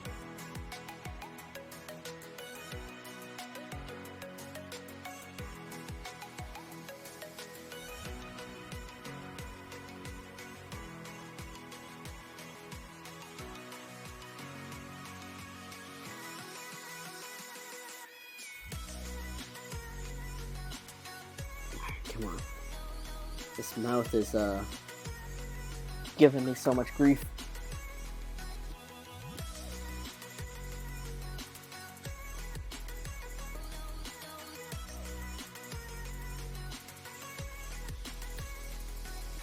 Yeah, reported ban blocked everywhere. I filled everything out, but not much is done. That is so garbage. I want to publish VODs so I can clip my funny dumb moments, but yeah, lots of tutorial watching for me. I also want the new fancy graphics cards that have background audio suppression so I can have my fan on and not melt.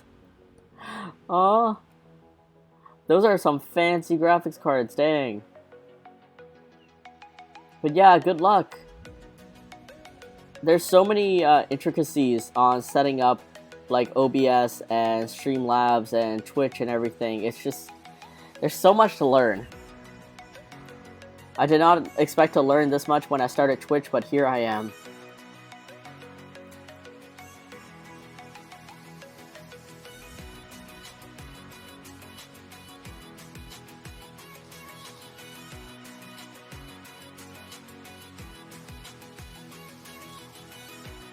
Yeah, I wish Twitch...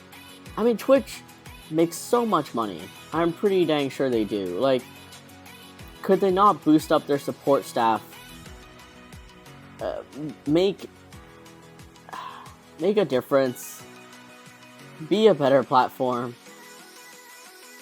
Like, even if they don't have the tools yet made for the support, like, if they had an actual support team that were diligent, available, actually helpful, wouldn't that be nice? No, my CAD knowledge is dated and I have no time to learn 3D. I give them front drawings and let the pro figure it out. Nice, Viv, nice.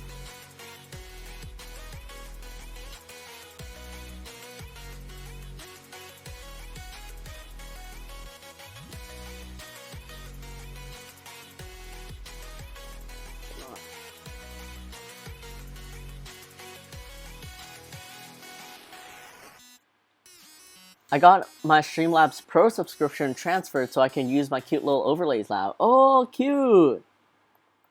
I tried, it turns out Streamlabs OBS does not like Macs. At least when I downloaded the version, the Mac was unsupported, so it was basically unusable. But I also found out that Streamlabs is quite heavyweight in terms of a program, and OBS is like the bare minimum. So I figured, okay, well, if I'm already running on my very sad and old MacBook, then I better try to make it efficient and, you know, like, cut out all the fluff that I don't need.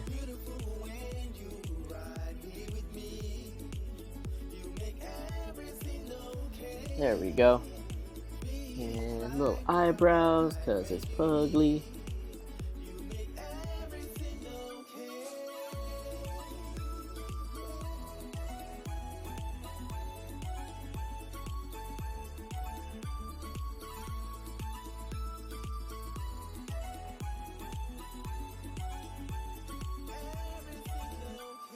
here. I'm gonna make that nice and round.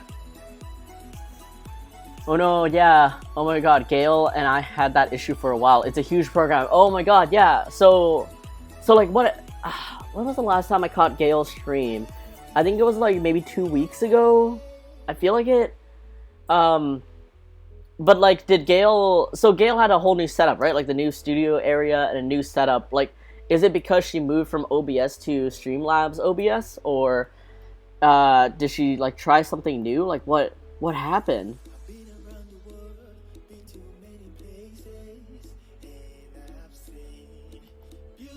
Because I remember when I caught her stream, like it kept cutting out, or her webcam wasn't moving, or she didn't have audio, and like it wasn't like this before. So what happened?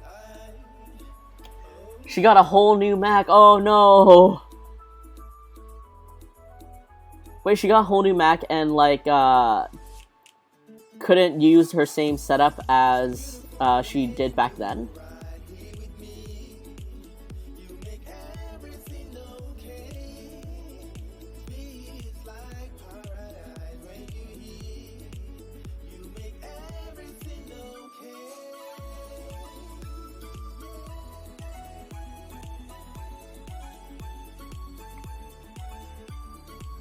Alright, gotta tilt the eyebrows up a little bit.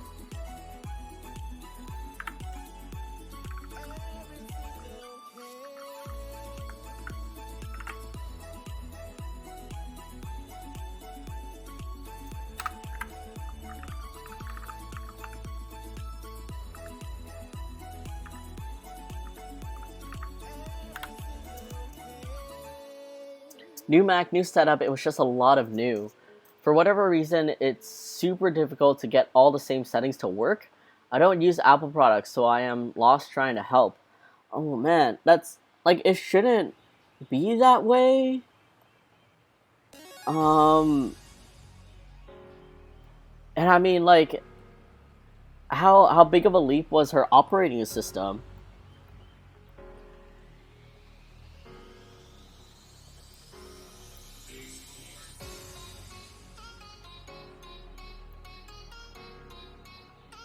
And also, if she was using Streamlabs, like Slobs before, I mean, either Slobs or OBS, both of them can export your settings for, you know, for your setup, like for your overlays, all the settings for like your audio and stuff like that.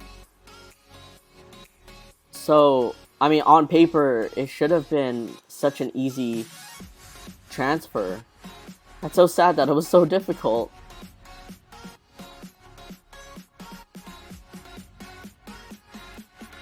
But she did get it figured out now, right? I mean, I assume so. I think I saw a little tweet or update from her that, like, she got it figured out.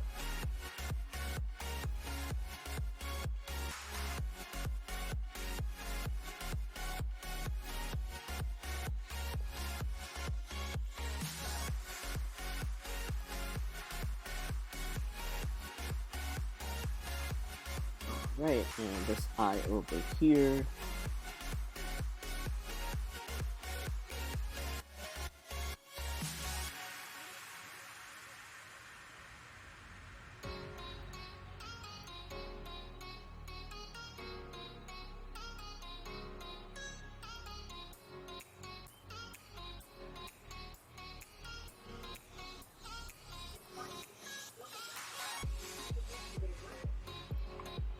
Go.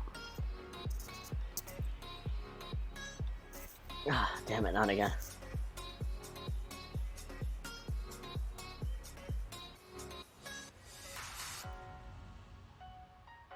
I wish Twitch was optimized. Every time they require a pop-up window, it like lags so hard.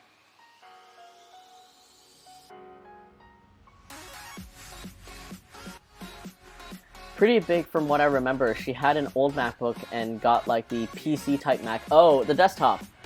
I know nothing about the... Yeah, that's what I'm not looking forward to if I eventually update. Booty Parade! Yeah, if I eventually update or yeah, completely upgrade my Mac, I could get a new one or whatever, is resetting up everything and kind of seeing what works and what doesn't. And also by that time, I would, I guess, not be using Photoshop anymore and need to figure out a new program to draw Puglie in.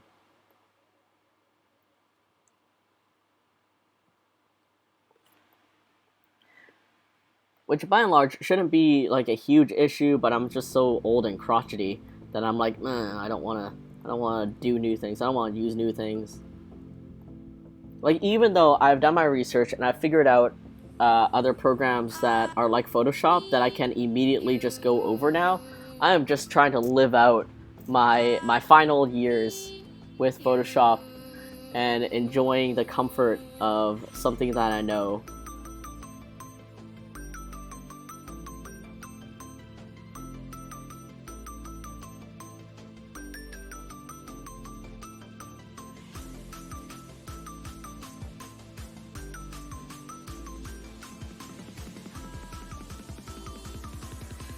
Alright. There. This pupil's a little big. Let's shave off a little. Oh yeah, also over the weekend I went to a bird conservation site. It's a park that is privately owned. It's like $5 admission, and basically this person just loves birds, I think.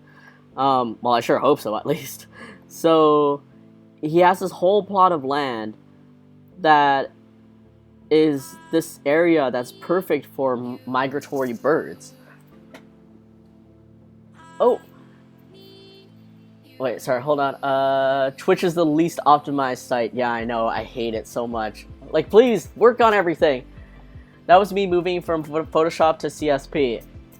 I am not looking forward to that move. I know CSP is an amazing tool, but I'm not looking forward to that. I finally made it to a stream. I've been a fan on Twitter for a while. Knight Crown, thank you so much for making it on a stream. I really appreciate you being here, and I'm glad you're able to make it. I hope my future streams and this stream also is going to be entertaining, and I hope to see you around.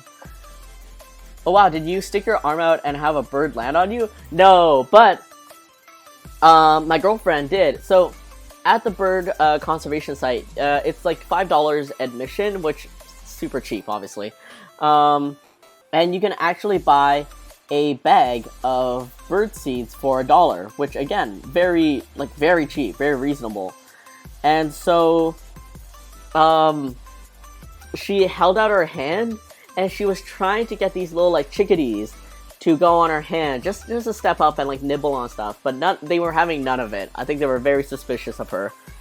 So just about when she was about to give up, and we were about to start walking, this random black bird flew up. It was like, it wasn't a crow or anything. It was really small and had red stripes on its wings. So it flew up, and it landed on the branch that was near her. So she tried again and lifted up her hand to attract it, and you could see from the bird's body language that it was actually curious, and it was like hopping towards her. And then finally it actually ate out of her hand, and then it stepped on her fingers for a little bit to just eat, and it was like the most magical moment for her. So this plot of land is apparently a great place. Red-winged blackbird, thanks babe. So this plot of land is a great area for migratory birds. So like when birds are flying, you know, migrating, there were a lot of ducks there. So they ate a lot of seeds. Pigeons got in on the birdseed too. There were like 5 pigeons that like knew what was up in this area, so they came and also ate. There was like a goose or two, a lot of chickadees, and throughout the year, they're open throughout the year, and there's different birds that you can see depending on the season. There was also a what was it? A yellow crested warbler or whatever. And yeah, throughout the year, of course, because birds are migrating throughout the seasons, there's a chance that you'll see a different bird depending on when you go. Alright, sorry, hydrating. Thank you, I love pugs, so your art always puts me in a good mood. Aw, thank you so much. I'm really glad that I'm able to give you that good mood. Yeah, we briefly saw a yellow-crested warbler,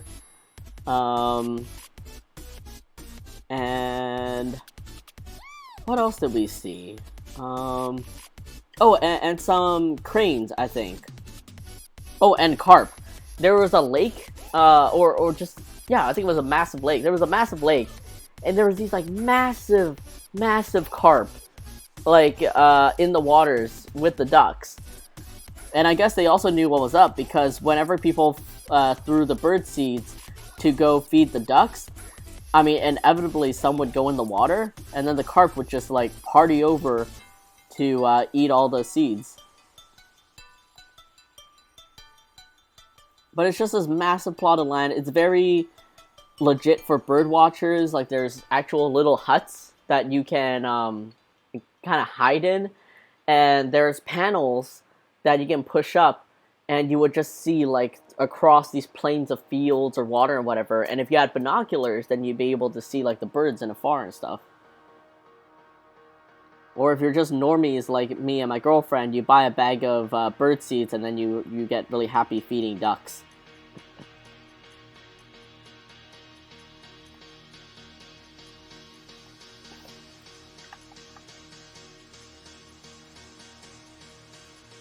That's so cool. There's cranes at the lake by my college. Oh, nice. It's the little things. Yeah, absolutely. It was also a really nice outdoor area. I want to call it a park, I guess. I guess it is a park. But yeah, it's a massive piece of land. Massive mostly for the birds.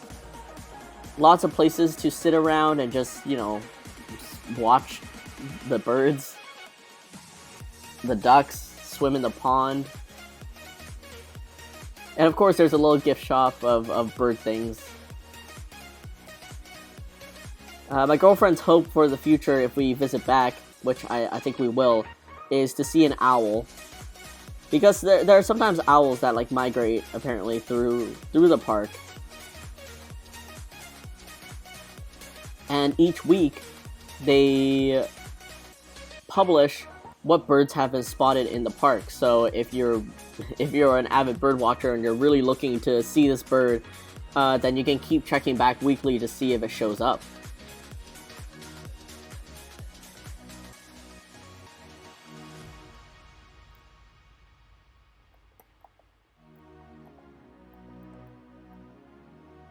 Alright, little springy headband.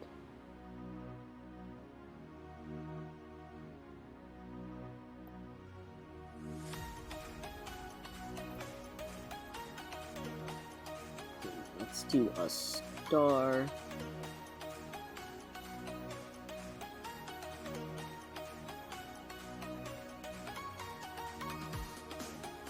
I'm gonna take off my stabilizer because that was the bare bat star.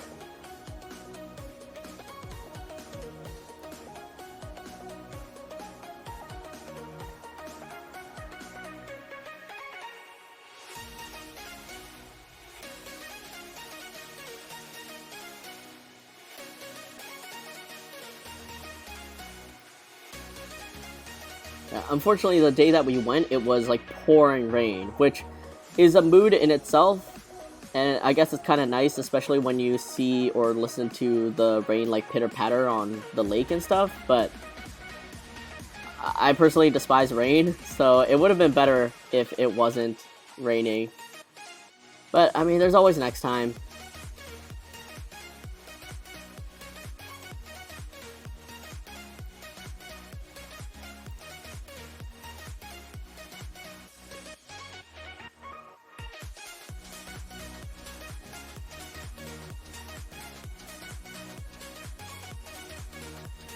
Oh, this is such an ugly star. Why are stars so hard?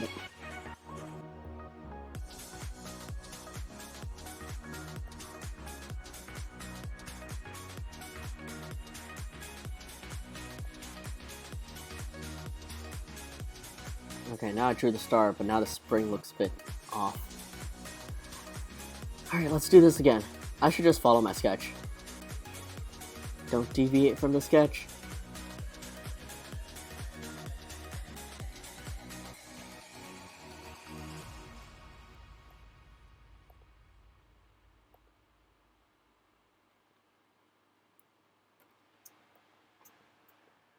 I sent a DM on Twitter to help you with the famous bots.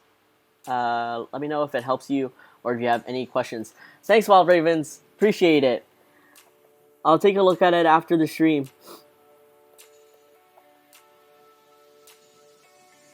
I did see like a small list going around, at least earlier when I was doing research on like the whole day off Twitter and everything. So maybe the list has updated and I can add more to it.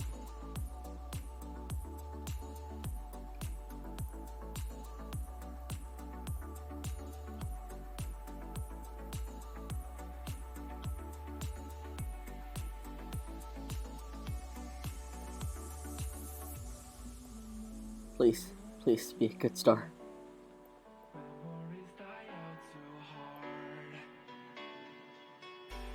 Oh, okay, you're way better. Alright, next star.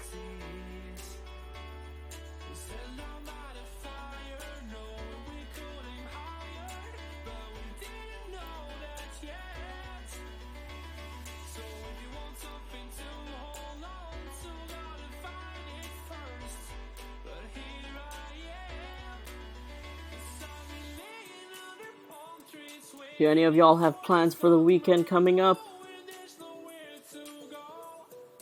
Because I think all I have is my mom's birthday. Or, well, we're celebrating her birthday a little bit early. And then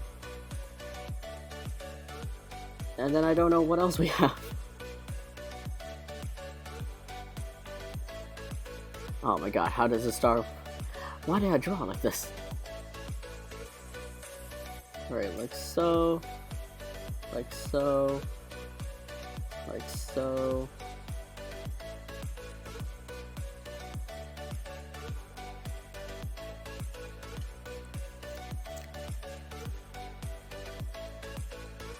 I tried to go get a corn dog, but there was a lineup. Maybe I'll make you draw Puglie corn dog.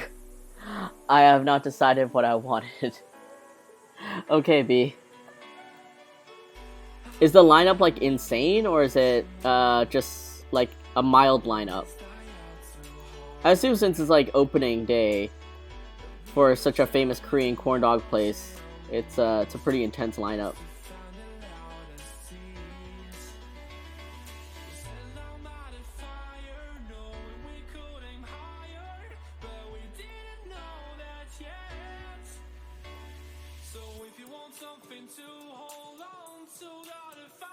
Wait, are you gonna make me draw a Puglie dressed up as a corn dog or eating a corn dog?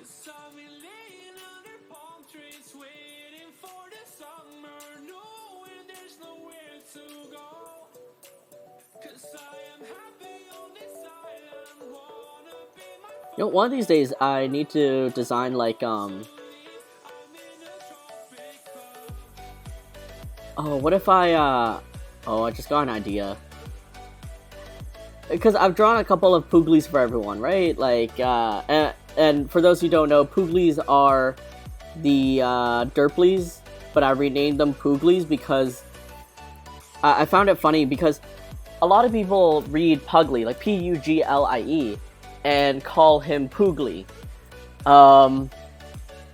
And it's always funny. I rarely correct people because I don't want them to feel, I don't know, embarrassed or anything. But it makes me laugh thinking about Derplies being, I mean, Derplies do look like off-brand Puglies. So Puglie would be the name of an off-brand Puglie. So now they're called Puglies.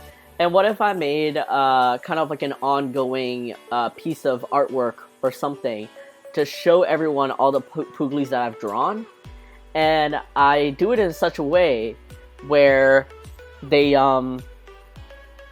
look like action figures, like they're in a little box, like with the little hang hook, and then the name of the Puglie is actually the username, and then the little Puglie is just sitting in the little case. The little plastic blister pack case. And so if anyone ever wanted to see like the wall of Puglies, these fake Puglies, then it'd be like you looking into a dollar store shelf.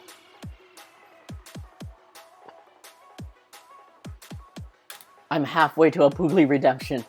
I have to get a COVID test tomorrow, but if it goes well, as in negative, I'll go to a pizza party, and it's my mom's birthday Sunday. Ooh, fingers crossed, it goes well, and it's going to be okay. And if it goes well, have fun at the pizza party! I'm looking forward to my city's roller skate meet. Consider instead a long corn dog shaped Puglie. Oh, like a cursed Puglie? I'm looking forward to my... Oh wait, I just read that.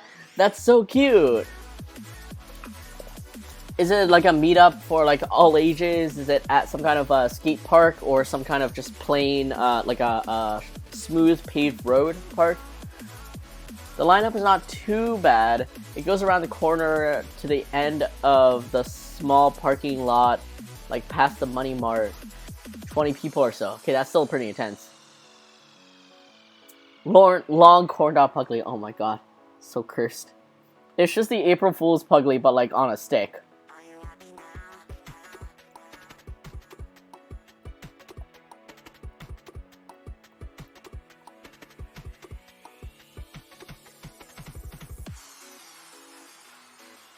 Alright.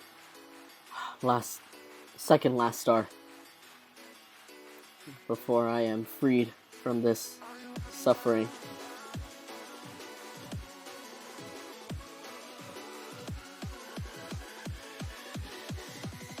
Oh yeah, Peggy, what time does the corn dog place close? Did you find out the hours yet?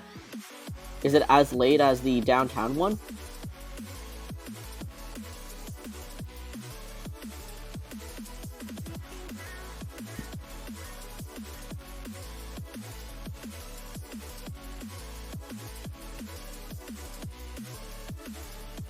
Viv, have you had the Korean corn dogs from downtown? Peggy, what are they called again? Chungcheon?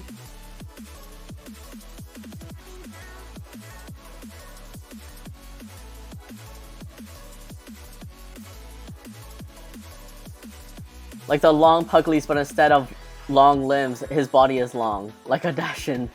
Yeah, like the body long Puglie, not the long limbs one.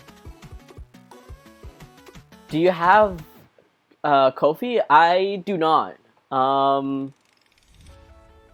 Yeah, I don't have a coffee or whatsoever. I just have PugliePug.com, which is my store.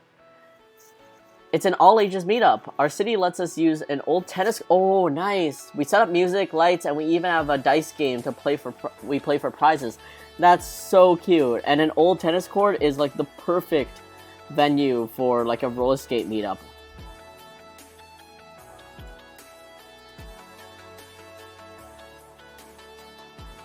And that sounds so fun. I hope everyone has fun going, and yeah, I hope you have a lot of fun going there too. No, but I've seen pics, I think. Chungcheon Rice Dog. I did not find out the hours. Viv, they opened one across from Richmond Center, like underneath the SkyTrain, and then there's one downtown. But you should definitely try it out if you... Oh, if you visit Chloe anytime soon, you two should go get it. Or if we all go over to Chloe sometime. I think I'm ready. I think we're all ready. I think it's a great community. It's a blast. Thank you. Of course, my one of my friends recently got into roller skating for a pandemic hobby, and she absolutely loves it. And it's so inspiring and fun seeing her progression from, like, you know, being really nervous on skates because they're roller skates to, you know, watching her with ease, like, go forward and skate back and everything. It's just so cool. And she's also part of the local community here, and she says everyone's really sweet, really cool.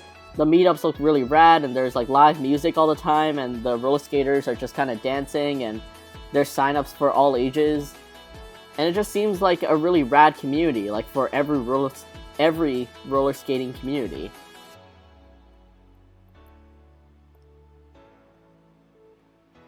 Alright, and one more.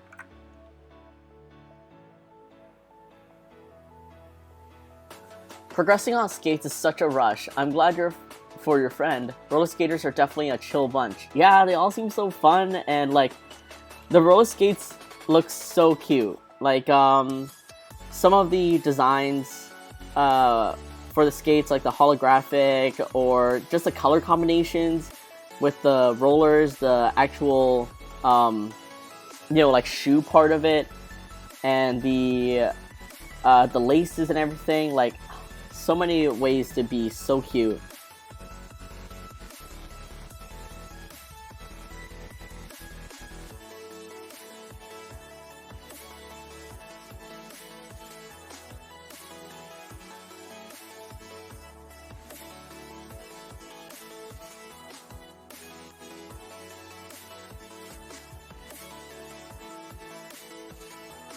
There we go. That's a really ugly star.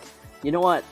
All the stars in Puglie's life is just the you tried star. Because I tried my best, okay?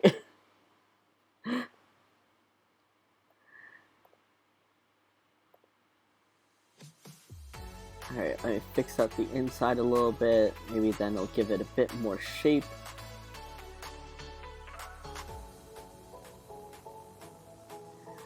Oh, you know what? You know what? I just realized I shouldn't have. There's a way easier way for me to draw these stars.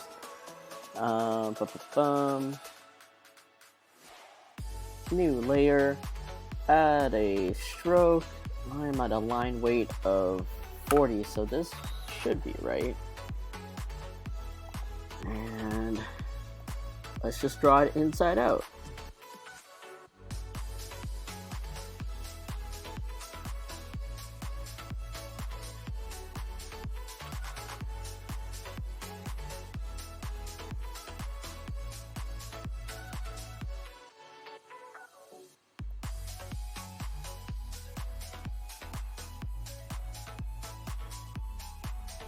Fix this over here.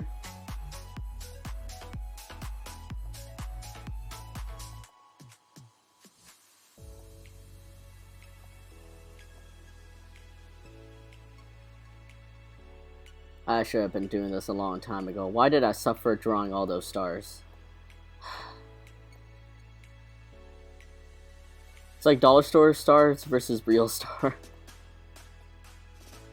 You know, that's the story. This is a dollar store. Puglie's wearing a bunch of dollar store stars, and this is the only real star that he has interaction with. Okay? You're all here to witness this. Puglie roller skate wheels when? If I get to collaborate with a good roller skate brand, I would be so honored, and I would love to draw Puglie roller skating, because that would just be so cute. The stars are so cute. Thank you. Oh, the stars are so cute. Thank you, thank you. I just look at the difference. Look at the difference between like the star that like he's kind of hovering, and then the star that he's actually wearing.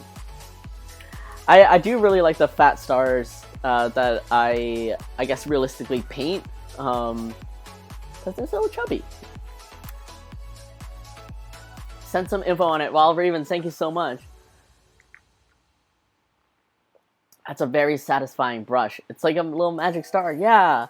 I mean, this is easy peasy. It's just applying the stroke So like instead of suffering through like the most perfect curves or whatever, especially with line art, I just add a stroke to the layer itself so that every time everything I'm drawing automatically applies the line art to it. And this has been such a revolutionary hack for myself. It looks like a flower now. Aww. Oh yeah, it does. Alright, and let me just quickly add in some text. I don't know if this is what I'm gonna stick with. Let's see, just to finish the line art version of this.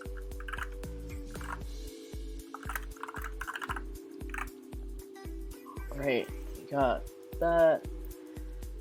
Maker script and let's have you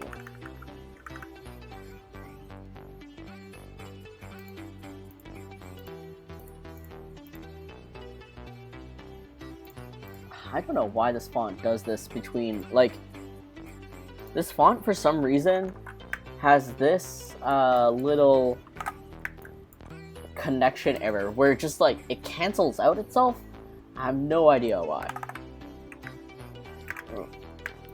Alright, let's add a text effect, and let's see if this text effect actually works with oh, it does. Sick. I'm looking for flag. No, rise is actually what I'm looking for. Let's fix the bend a little, and let's increase the size of this.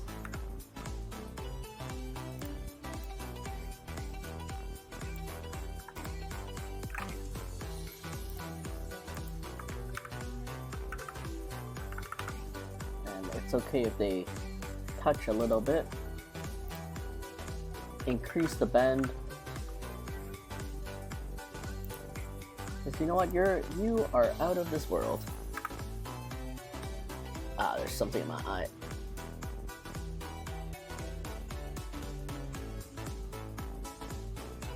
It's like a little magic star. Yay! Puglie looks like he wants to make a wish on the shooting star, and he's ready. He's really concentrating. Concentrating. I can't read right now. I can't tell if that's concentration or him just like, or can you imagine he's, you know how like how in Animal Crossing you pick up star drops and stuff? Like, can you imagine he's, he found this little star and he's really proud of it, but he completely misses the whole massive shooting star behind him? This little Puglie is precious. Thank you! When you wish upon a poot, he looks so determined. This comment deserves a gold star.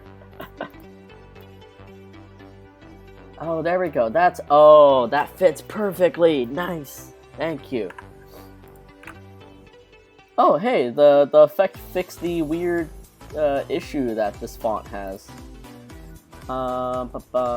Strong. Okay, that's already such a strong.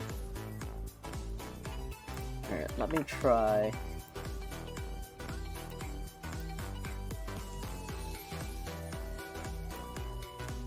I want to envelop this slightly. I kind of have the text out like so. Oh yeah. Okay, perfect. Oh, this worked out way perfect. Way more perfect than I expected. There we go. I want to make that font just a little. Oh, you know what? I can do that. Because I can add a stroke to the font and reduce it so it's not like that.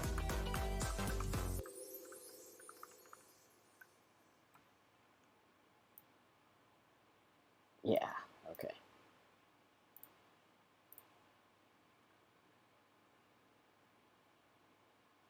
Oh, hold on. Set this to 30, make default. Set this back to 2.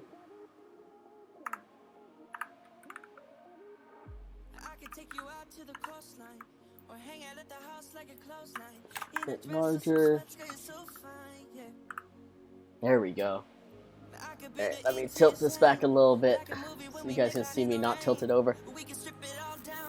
Ah.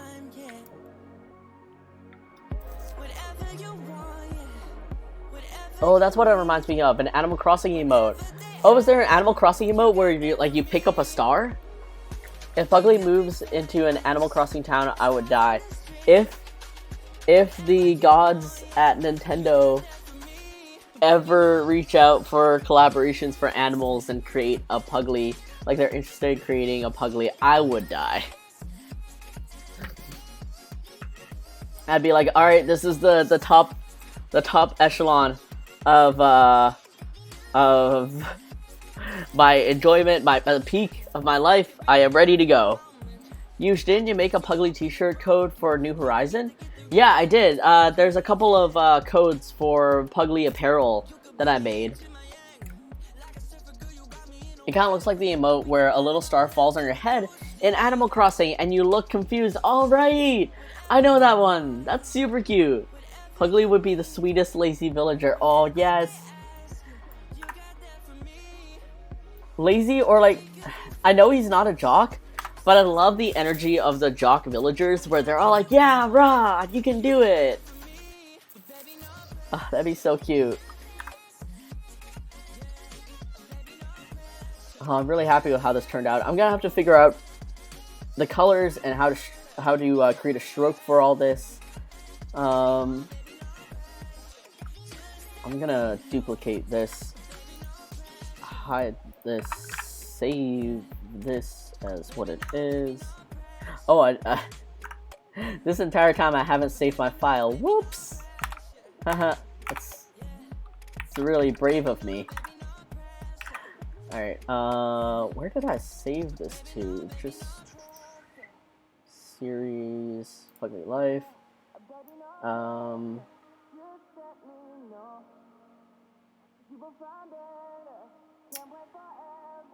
Cause I just wrote flip phone for the other one, didn't I? Yeah, I did. Okay, you are out of this world.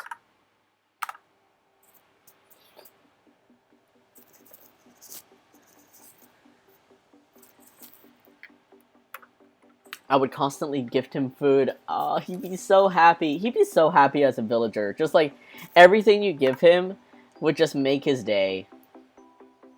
There's nothing he dislikes. Or like, even if he dislikes it, he like appreciates the kindness and the thought you put into it.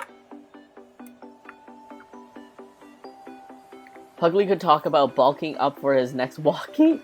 That's so cute. Oh my god. One of these days, I would love to make a Puglie game and make all these things come true. One of these days. You know what? A little slant is fine. Alright. So I guess here we are. Let's do a little recap. So here's the actual flip phone. Oh, I didn't show this. Whoops. Here's the actual flip phone artwork that I did last week for the sticker pack. Let me just... And there's something about flip phones back then that, like...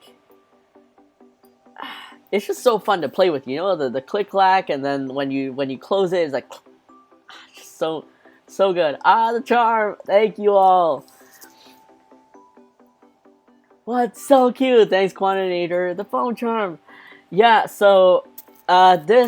These two are, again, part of my, let's see, Oh, actually I can show you guys all three. So, I don't think my OBS is picking this up. Let me just lighten this.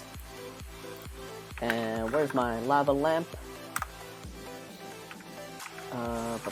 Zoom in, zoom out the window, zoom into you.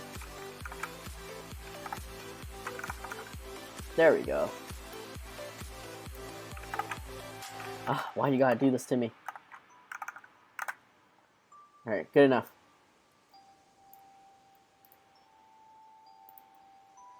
I would trade my Raymond for a Puglie. The highest honor. The high cutie is a lovely touch. Oh, coordinator, thank you. I was like debating like what would I put on this phone screen, and then instead I just figured like, you know, why not something addressed to you guys, which is just a little high cutie. So yes, this is this collection is the no, I guess you would call it the November pack. Man, my dates are all messed up. So let's see, this coming October is the baby car, the Puglie baby car. So November would be this theme, which is like a belated Halloween theme, which is like the 90s, early 2000s cutie space theme. Because I don't know, I've been you know, so Puglie has been with me since 2014, and that's about what, 7 years now. Ugh, time flies. And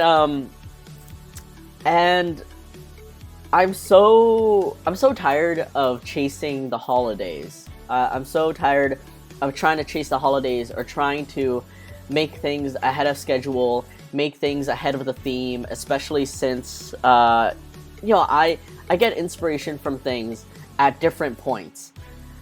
So I'm trying to be easier to myself and be like, you know what, instead of these things for Halloweens and these things for Christmas, why don't I just do things because I really, really, really love the design, and hopefully people that support me, you know, don't feel too disheartened that they're not getting a super Christmas themed pack or designs or release or anything, and they're just enjoying whatever it is I'm creating.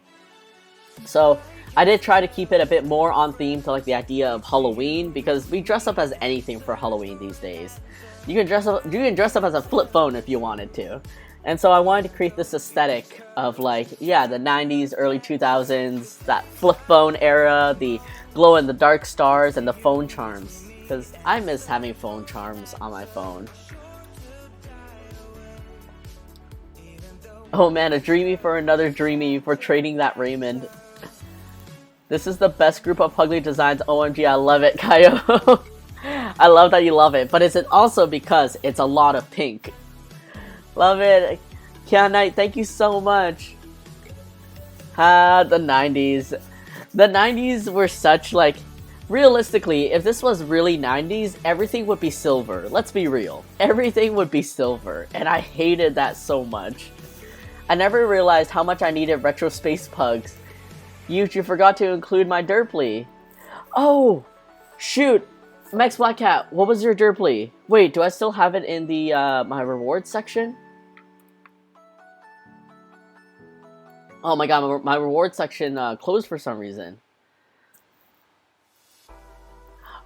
And hello, thank you so much for joining! I am stuck in the 90s. I think people get tired of new seasonal designs every year. There's only so many times you can do hot cocoa and Christmas cookies, you know? I like this more. Kiana, thank you so much for that, like, reassurance. I totally agree. Like, there's only so many times I can draw a snowman or a snow globe. I mean, actually, I can stick a lot of things in the snow globe. But, yeah, there's only so many times I can stick something in a Santa hat, right? And, of course, yeah, like, especially when it comes to seasonal things, if I don't sell it out in that season, realistically speaking, as a small business owner, I'm stuck with that unless someone really loves celebrating Christmas throughout the year. So, it's tough. And chat, hello. What if you were at a con and someone cosplayed your Puglie flip phone design? I would be so happy. I would be like, can I take a picture with you? And I'd just take so many pictures. Oh, that'd be amazing. Yes, Pink, this is the Kirby adjacent collection.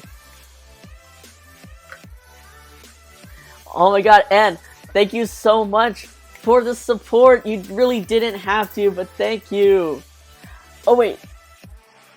And you gifted to Quantinator, why?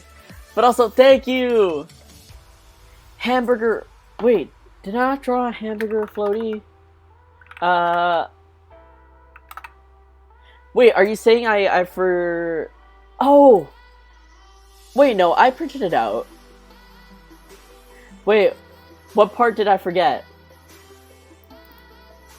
Because I did print it out, I sent it to you, and I did post it on Twitter, albeit I messed up your username, so that also sucks. Sorry about that. Here's a hamburger floaty Puglie for, is it even on the screen? Nope. Hamburger floaty Puglie from X Black Cat.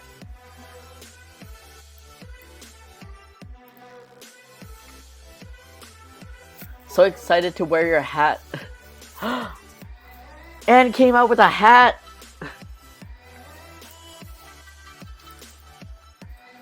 Love supporting my phase, and I'm gonna keep doing it now. Damn it, I need to fix my text-to-speech for bits. I don't know where it went. I love it here, and I love Puglie. And thank you so much. You really didn't have to for all this love, but I always appreciate you. And I will catch you also next time. Aren't you streaming tomorrow? You're streaming tomorrow on Friday, right? It's okay, you can read it out for me. Poot, poot, poot, poot, poot. Wait, poot, poot, poot, poot, poot, poot, poot. I love it here, and I love Puglie. You can be the text-to-speech. Maybe that's the reward. There's no actual text-to-speech, it's just me reading it. I'm going to need to do a Puglie-themed Bujo spread. These stickers are too cute. Aw! Yeah, so, sorry, these stickers are going to be part of my sticker society for November. So, for anyone that doesn't know, I do have a sticker society. It's basically a sticker club, but instead of a club, it's a cult, because that's what we do here. And this is going to be that month's pack. I haven't figured out of all these designs which one will be the exclusive. I have a feeling for exclusivity it might be the flip phone, but it might also be the lava lamp. I am still deciding right now, because here's my debate always, is I want to make the exclusive very special for those that are part of the society. That's the whole point of it. But at the same time, I don't want to feel like people are missing out on some of the cutest designs that they would want. So I'm always trying to balance, like, you know, not trying to make it unfair, but also very appealing to people that really did go forward and support me in joining my cult. I am in someone else's stream tomorrow. Ooh, we are doing VR spray painting over on Let's Brock stream. Okay, I will write that down in my Let's Brock Twitch. I'm just gonna enter that in my Google and just like have that open as a tab now. I remember you saying something about sending it as a sticker when you ship the Secret Society stickers. Hold on one sec.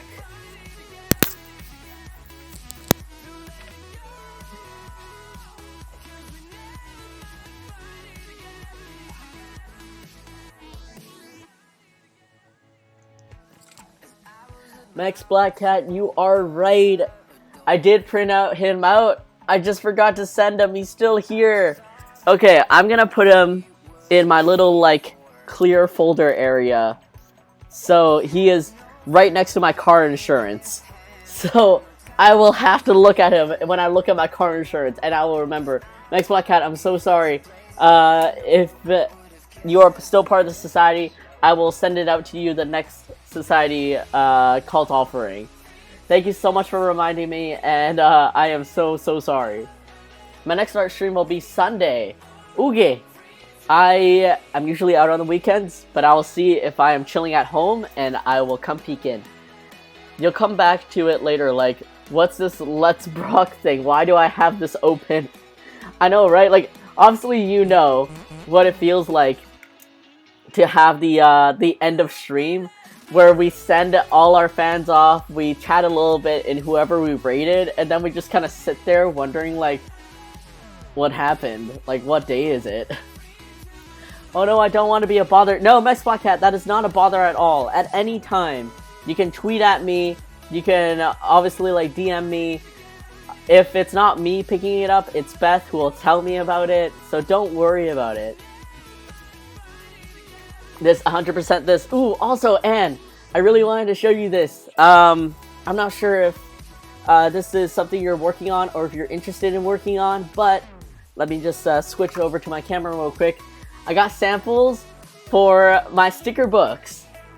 So these are the sticker collecting books, the type that have the paper that release. And I'm just so excited for people to collect stickers in them, and then if they want to reuse it, they just take it off and just, or like use it to trade. What the hell, I need this now, and you can create these too! You can create these too! Are you kidding me? I was looking for something like this months ago. These are samples.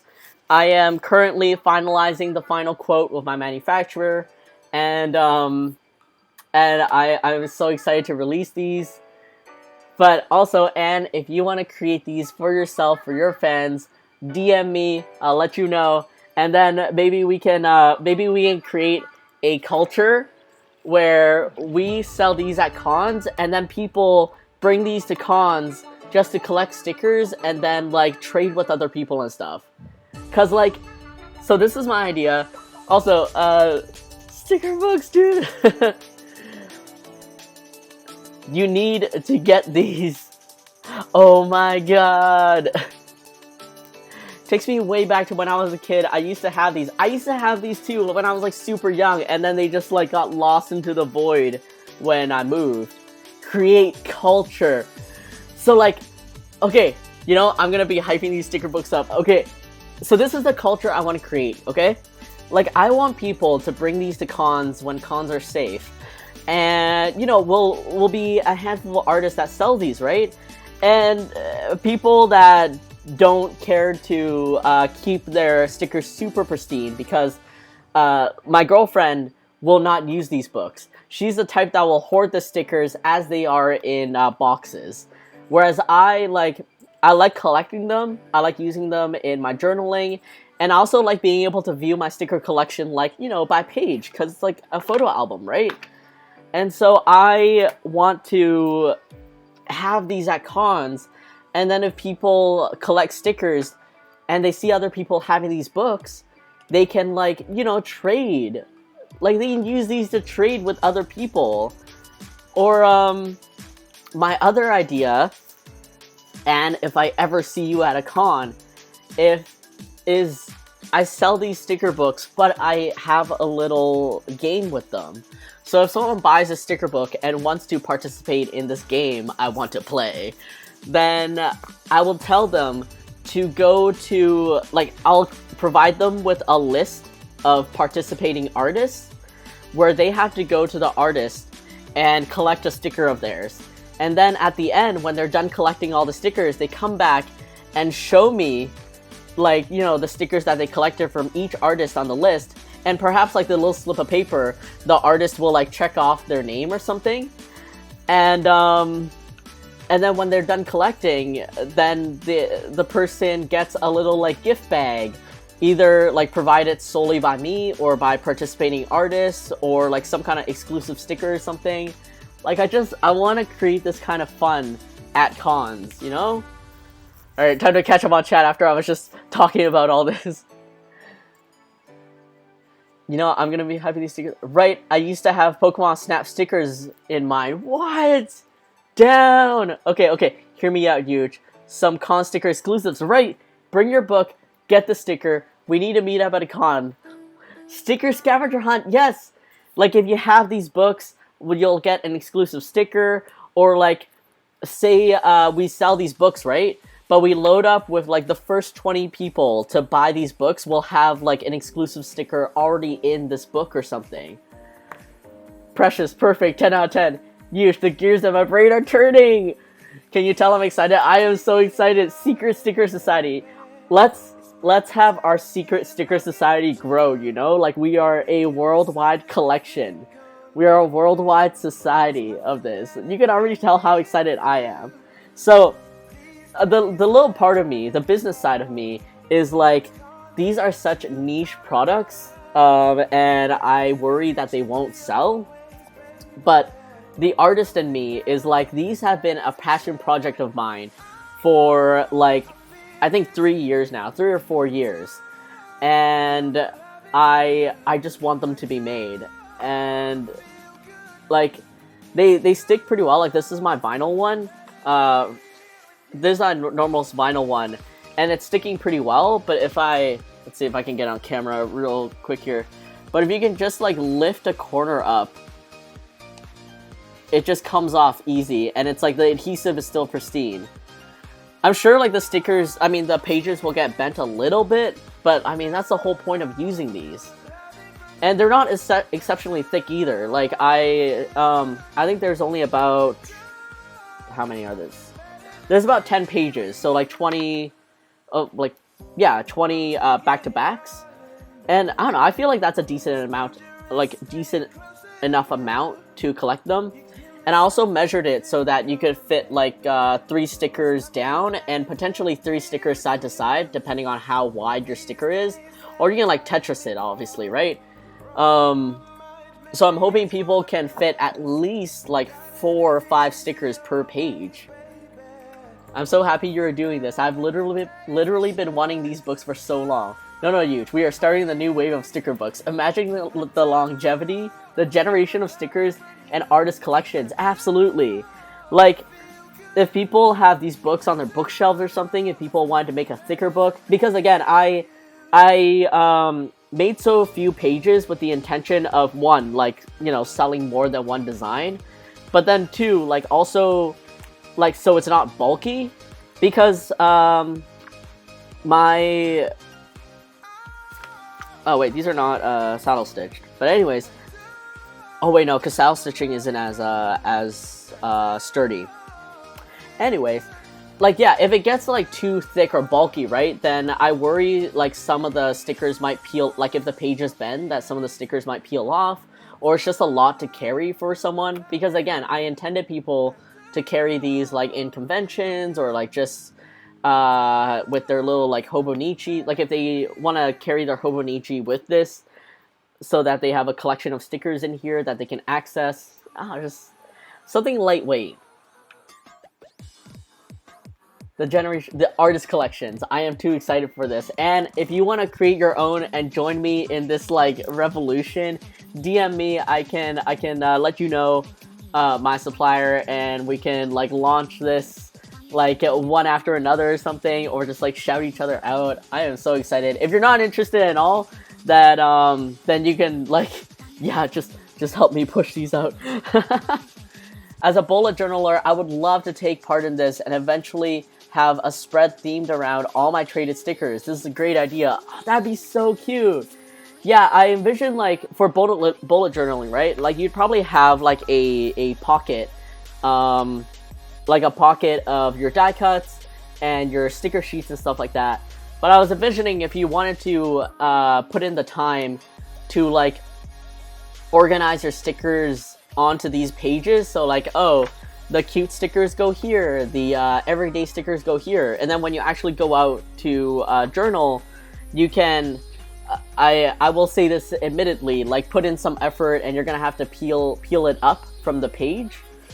But yeah, or just collect them and use it however you want. It's so much better than loose sheets and packs around. Yeah, exactly.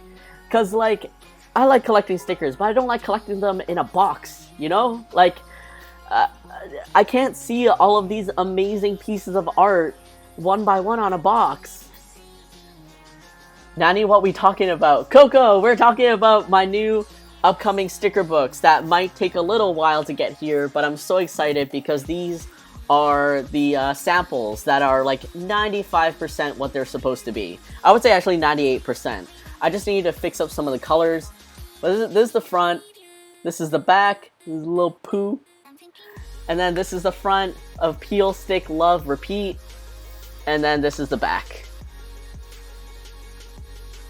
My first Puglie sticker was Puglie popping out of a cute jack-o'-lantern with the stem on his head. I got at Anime Expo. Oh, that's so cute! The one thing I wish this type of paper allowed me to do was to is to sign it in some way. Like if I was able, like say for example you had that sticker, right, and you stuck it on here, because of this type of like wax paper, there's no pen or pencil or anything would be able to adhere to this. So this is purely a sticker book, and the only way around that is if I like brought some paper labels to write on it, but yeah. Oh my god, and thank you so much again for the gift to Canite. You didn't have to. Also, I saw your Vitamins. I still need to thank you for that. But thank you so much. Store your stickers in the books, etc. Oh, store your tickets in the books, etc. Yeah. Huge. I'm at the train station. Pick me up. And oh my god. I'm still in class, but I have unmuted because this looks like something I need to know about. Dang. Oh my god, Coco! Concentrate on class! I am 5,000% interested. Let's go! Alright, and in case I forget, DM me because, you know, I'm gonna be in the void of post Twitch stream. I will have Twitter open as another tab, and I will stare at it and hopefully remember to message you.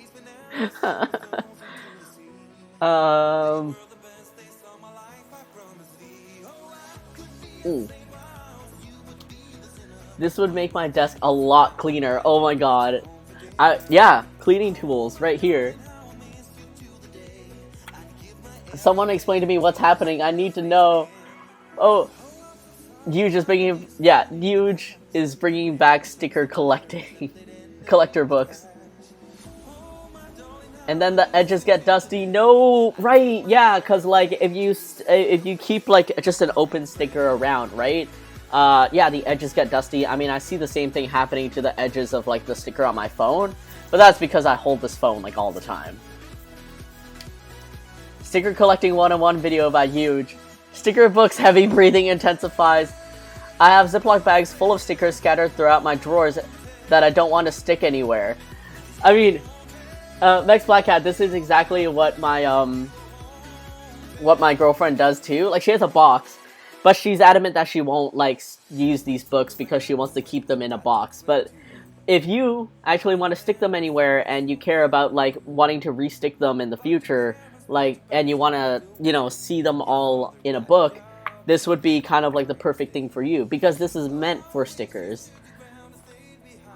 And if the adhesive, so like, you know, telling you guys honestly, the adhesive on the corner of my holographic sticker here, this was like a sample that was stuck onto something else.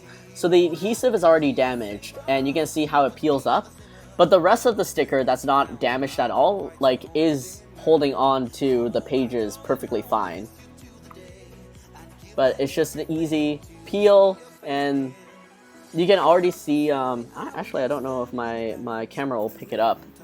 Yeah, you can see how like bent that corner is. It's because that corner of the sticker was like already stuck to something else, and I had to rip it off of it because I was like, I want to keep the sticker.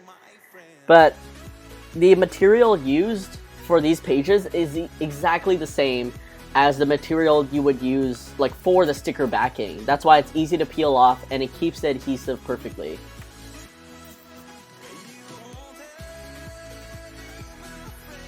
Hey, you enjoy those emotes. Oh my god, and can I hope you enjoy the emotes. Spread the love of Pug that you got forwarded from Anne to the rest of the world. And thank you so much for being here. I'll do it right now. Totally understand. Thank you, Anne. Thank you. Who needs an education when you got Puglie? Coco! Coco, concentrate on class, please. I'm glad I'm not the only streamer that goes into post-stream dissociation. Oh my god, yeah. Like, every time I end stream, like, I'm not, truth be told, I am not faking it when I'm smiling and saying bye to you guys because I'm really appreciative of all of you being here. But at some point, my face will get tired and I'm like, blah. like, I'm like the blobfish, or I'm just like, I appreciate all of you being here, and then the moment the raid's gone, I'm like, because I'm so tired. Maybe in Pokemon card sleeves, but no peeling. Yeah, that also works. I think the issue with like card sleeves is because like the card sleeves are in a like a, what would we call it? A defined space, right? So some stickers may be bigger than others, and oh, let me see how long this is actually. I measured my own book, and yet I forgot how long. 14 inches. 14 inches. Oh, CM2. So this is 5.5 inches across, which might not even be long enough for some people's stickers. Though I find on average, like most artist stickers are about 3 inches. So this is about 5.5 inches across. And if anyone really needed a space, like if they got a really long sticker, then they could just do it horizontal. I don't know, you guys figure it out. I have a tiny Ziploc bag that's full of Puglie stickers. I usually put my Puglie stickers on my electronics, but with my bad luck, I've had to return computers / move on from them. And like, I've lost so many stickers that aren't in production anymore. Huge, are you gonna bring back a milk carton Puglie anytime soon? I say this often, but I will definitely reopen the vault sometime in the future. Milk carton Puglies are definitely one of my favorites, and I would love to bring them back in some way or another. Yeah, that's all I can say. I can't tell you when. I can't tell you the defined time. But milk carton Puglies were such an OG design of mine that I'm sure with some of the newer people discovering Puglie, I think they would appreciate them. I also never made pins of milk carton Puglie, and that'd be really cute, actually. Yeah. Huge. Coco, focus on class. Coco continues writing an essay in chat. I'm so happy I made it today. Yeah, I'm so happy you made it today, too. I'm really glad you're here.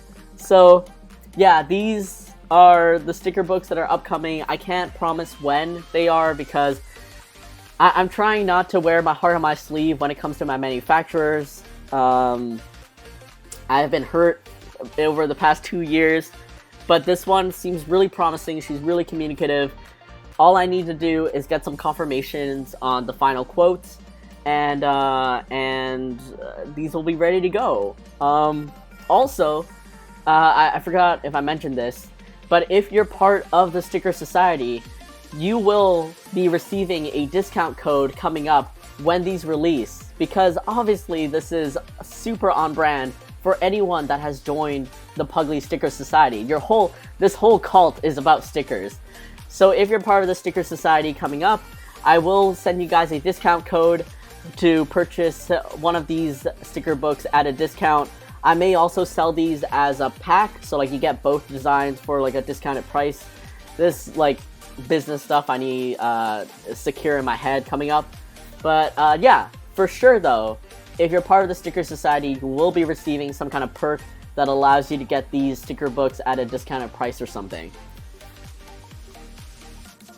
Crossing fingers, I will patiently wait for anything you produce, Yuja, as per usual. Coco, Quanator, thank you for crossing your fingers. I have hopes. I have really high hopes, but I'm trying not to get that. Trying not to let that carry me away. New culture coming soon, and we are going to bring this new world into the con scene and into the artist scene. Though, granted, I'm sure you know of this artist, Rolls Round. She actually created some sticker books before, too. I don't know... I haven't seen them advertised very much. But maybe, like, when I actually produce these, too, I would love to... I want to give her a shout, too. Just because, like, she's one of the first artists that I've seen create sticker books. Even though, like, you know that thing where you have this idea, you just never told anyone, but, like... You know, you see someone else do it, and now you feel kind of, like, obligated to. I don't know, I feel that a lot, usually. So, I don't know, I would love to, yeah, create these sticker books, and then just shout out anyone else that is creating them, or have them, and I don't know, some way or another, in a much more succinct manner, I will explain my hopes and dreams for this new world order that we're bringing, and... of how I hope people take these to cons, to trade, and to enjoy. You are so generous to the people. Not even. They're just my sweet supporters. Good. Let me know when X-Ray Puglie is back. Okay, Viv, what happened to your X-Ray Puglie? Did you ever get one? I am patiently waiting for an Ollie pillow plush, even if it's not until my son's graduation. That is in the making. I need a... So, fingers crossed things are looking up at For Fans by Fans. And production of all those things will come back soon. Hopefully. New world, new world, new world. Did they not take off? I'm gonna push them so hard. I remember, so she had them in 2019. I don't know if she had them earlier, because I saw them at a con. Like, I saw her at a con. That's how I knew she had them, when I was in Singapore. So maybe she sold out. Maybe by then she already sold out. But yeah, I don't know if she still has them. But I hope they took off, and we just don't know because we're here on the West Coast. Okay, I'll go back to class. Have a good rest of the stream, friend. I'll be a good student now. Coco, have a great rest of just in case. Have a great rest. I can't tell. Have a great rest of your class and learn lots. Appreciate you being here. I wrote begin. My mom took it. I was saving it. Viv! What? Did your mom like the design too? What happened?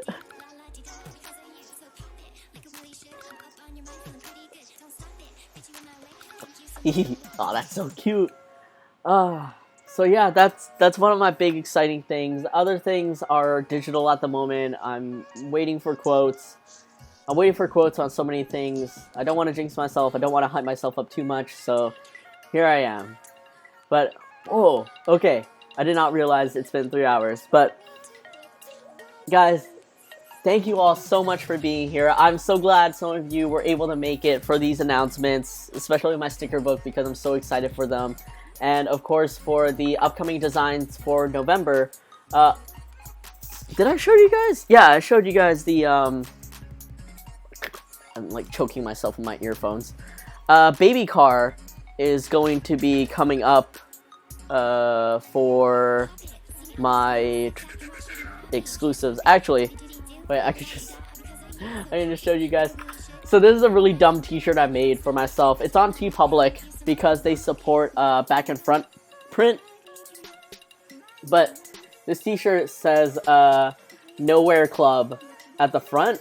And I'm gonna take off my earphones so I don't rip them out. Actually, can I turn around without ripping them out? Maybe. So the front says Nowhere Club, and then the back says, let's see if you can see this. Yeah. It's the other baby car, and it says, I have no idea where I'm going. And this was, thankfully designed by Zen. So, I just, I just really like this shirt. This is an excellent shirt. Thank you, thank you. I need to skate in this. Oh my god. So, I never really advertised this anywhere. I'm just so happy with how the shirt came out. Also, one thing, actually, let me post this here first. So if you're interested in this shirt, it is on my TeePublic. They're one of the only direct-to-garment stores that support front and back printing. So that's really sweet. Let me show you guys a little disclaimer though, because I want to make sure you guys get the best quality Puglie stuff if possible. So hold on one sec.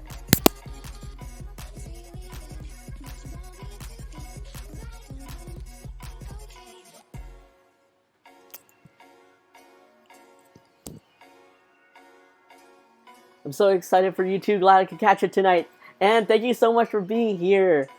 And for gifting all the subs and for the vitamins. You really didn't have to. But, alright, so let's see if I can hold this. Okay. Let's see if you guys can see this side by side, just at the front. So, I wonder. Let me figure out how to hold the shirt first. So, like, as you can see, there's some differences. For one, like, this isn't the camera. This is actually, like, the one I'm wearing is much more vibrant. Like, you can see how the red is, like, a really deep red, and Puglie's really pale. Whereas a Puglie here, like, the yellow of his fur and the brown really shows through. Like, you can see how the colors are super muted. Also, there's this kind of, like, whitish line, and that's because the print got set a little off, which, honestly speaking, personally, I understand, like, direct-to-garment like production, so I'm not too phased by this. But when I saw the colors, I was like, oh, this is like a bit off. But then when I saw the back, here's what the back design looks like in this one. And then let me see if I can, how do I maneuver this? Okay, this kind of, I'm going to try to side by side this, but essentially, can you guys see the color difference of the back design? And hopefully the one I'm wearing, it looks more vibrant than the one I'm holding up. Yes, this is why I haven't gone into apparel myself. A lot of my print-on-demand samples just aren't the quality I'm happy with. Yeah, it's crazy difference, right? It's crazy. So, at first, I've done print-on-demand and direct-to-garment samples myself before, right? And like I have a couple of them just because people like buying on them. So when I saw this quality, okay, I have to admit, the camera makes this look a lot better than how it looks in real life. Like, this is actually a lot more pale and muted than it should be. And actually mine looks really nice and vibrant. But like, you can see the difference, right? So I thought this was the quality that they were giving anyways, and I was like, alright. I filed my complaint not because of the quality of the color, but because they printed the back design in the middle of the back. And my designer for sure put it like at the topmost area that they could fit on the template, because that's where a back design should go.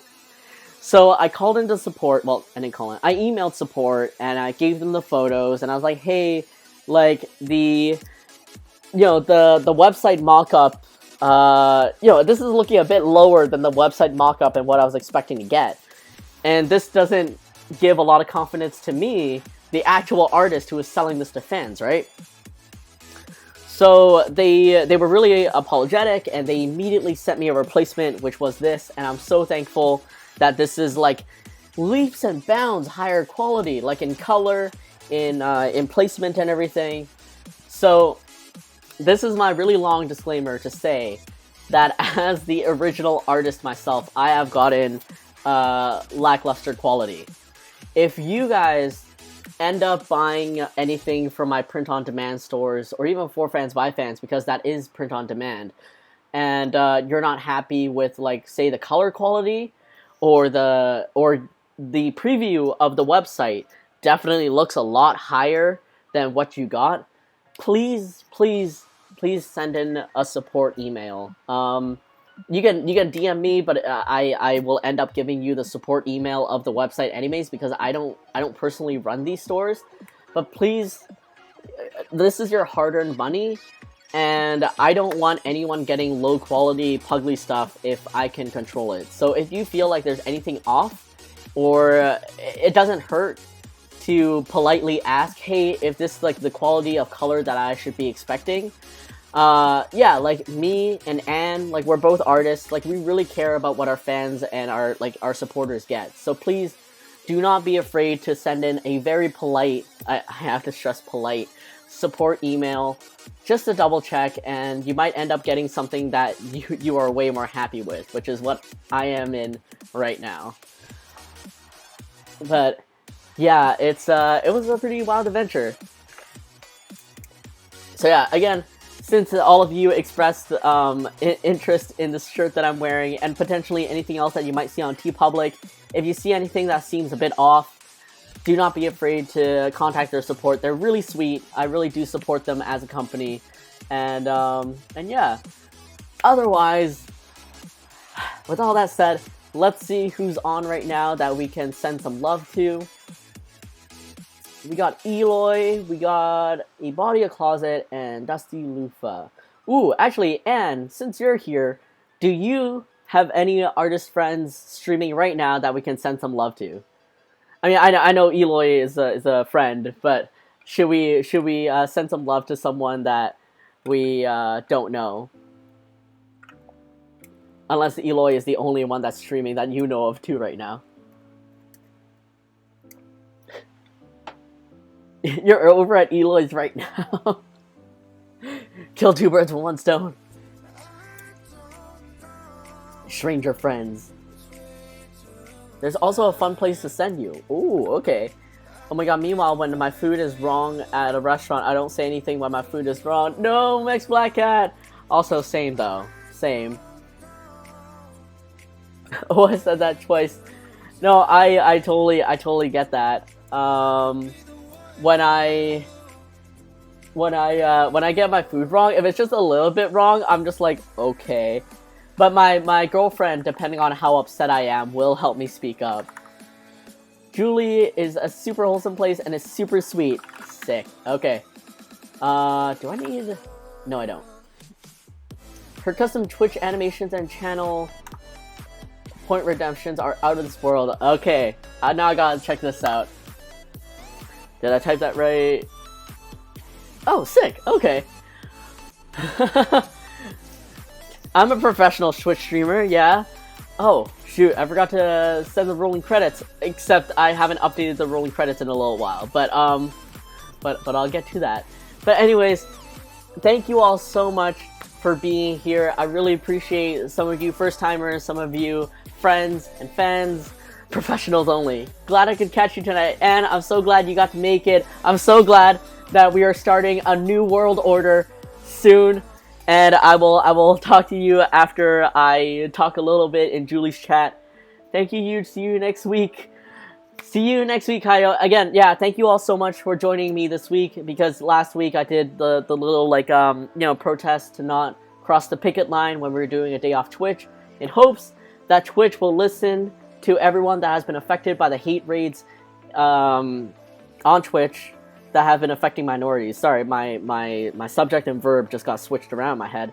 But anyways, thank you all so much for the support. Keonite, thank you so much for making it. I'm so glad you're here. Max Black Cat, again, thank you all so much for being here. And Coco, have fun in class. I don't know if you are still here. Otherwise, yeah, I'll see you all next week at 3 p.m. on Wednesday. That's Pacific Standard Time. And goodbye. I don't know when this is gonna send. In 2, 1, bye!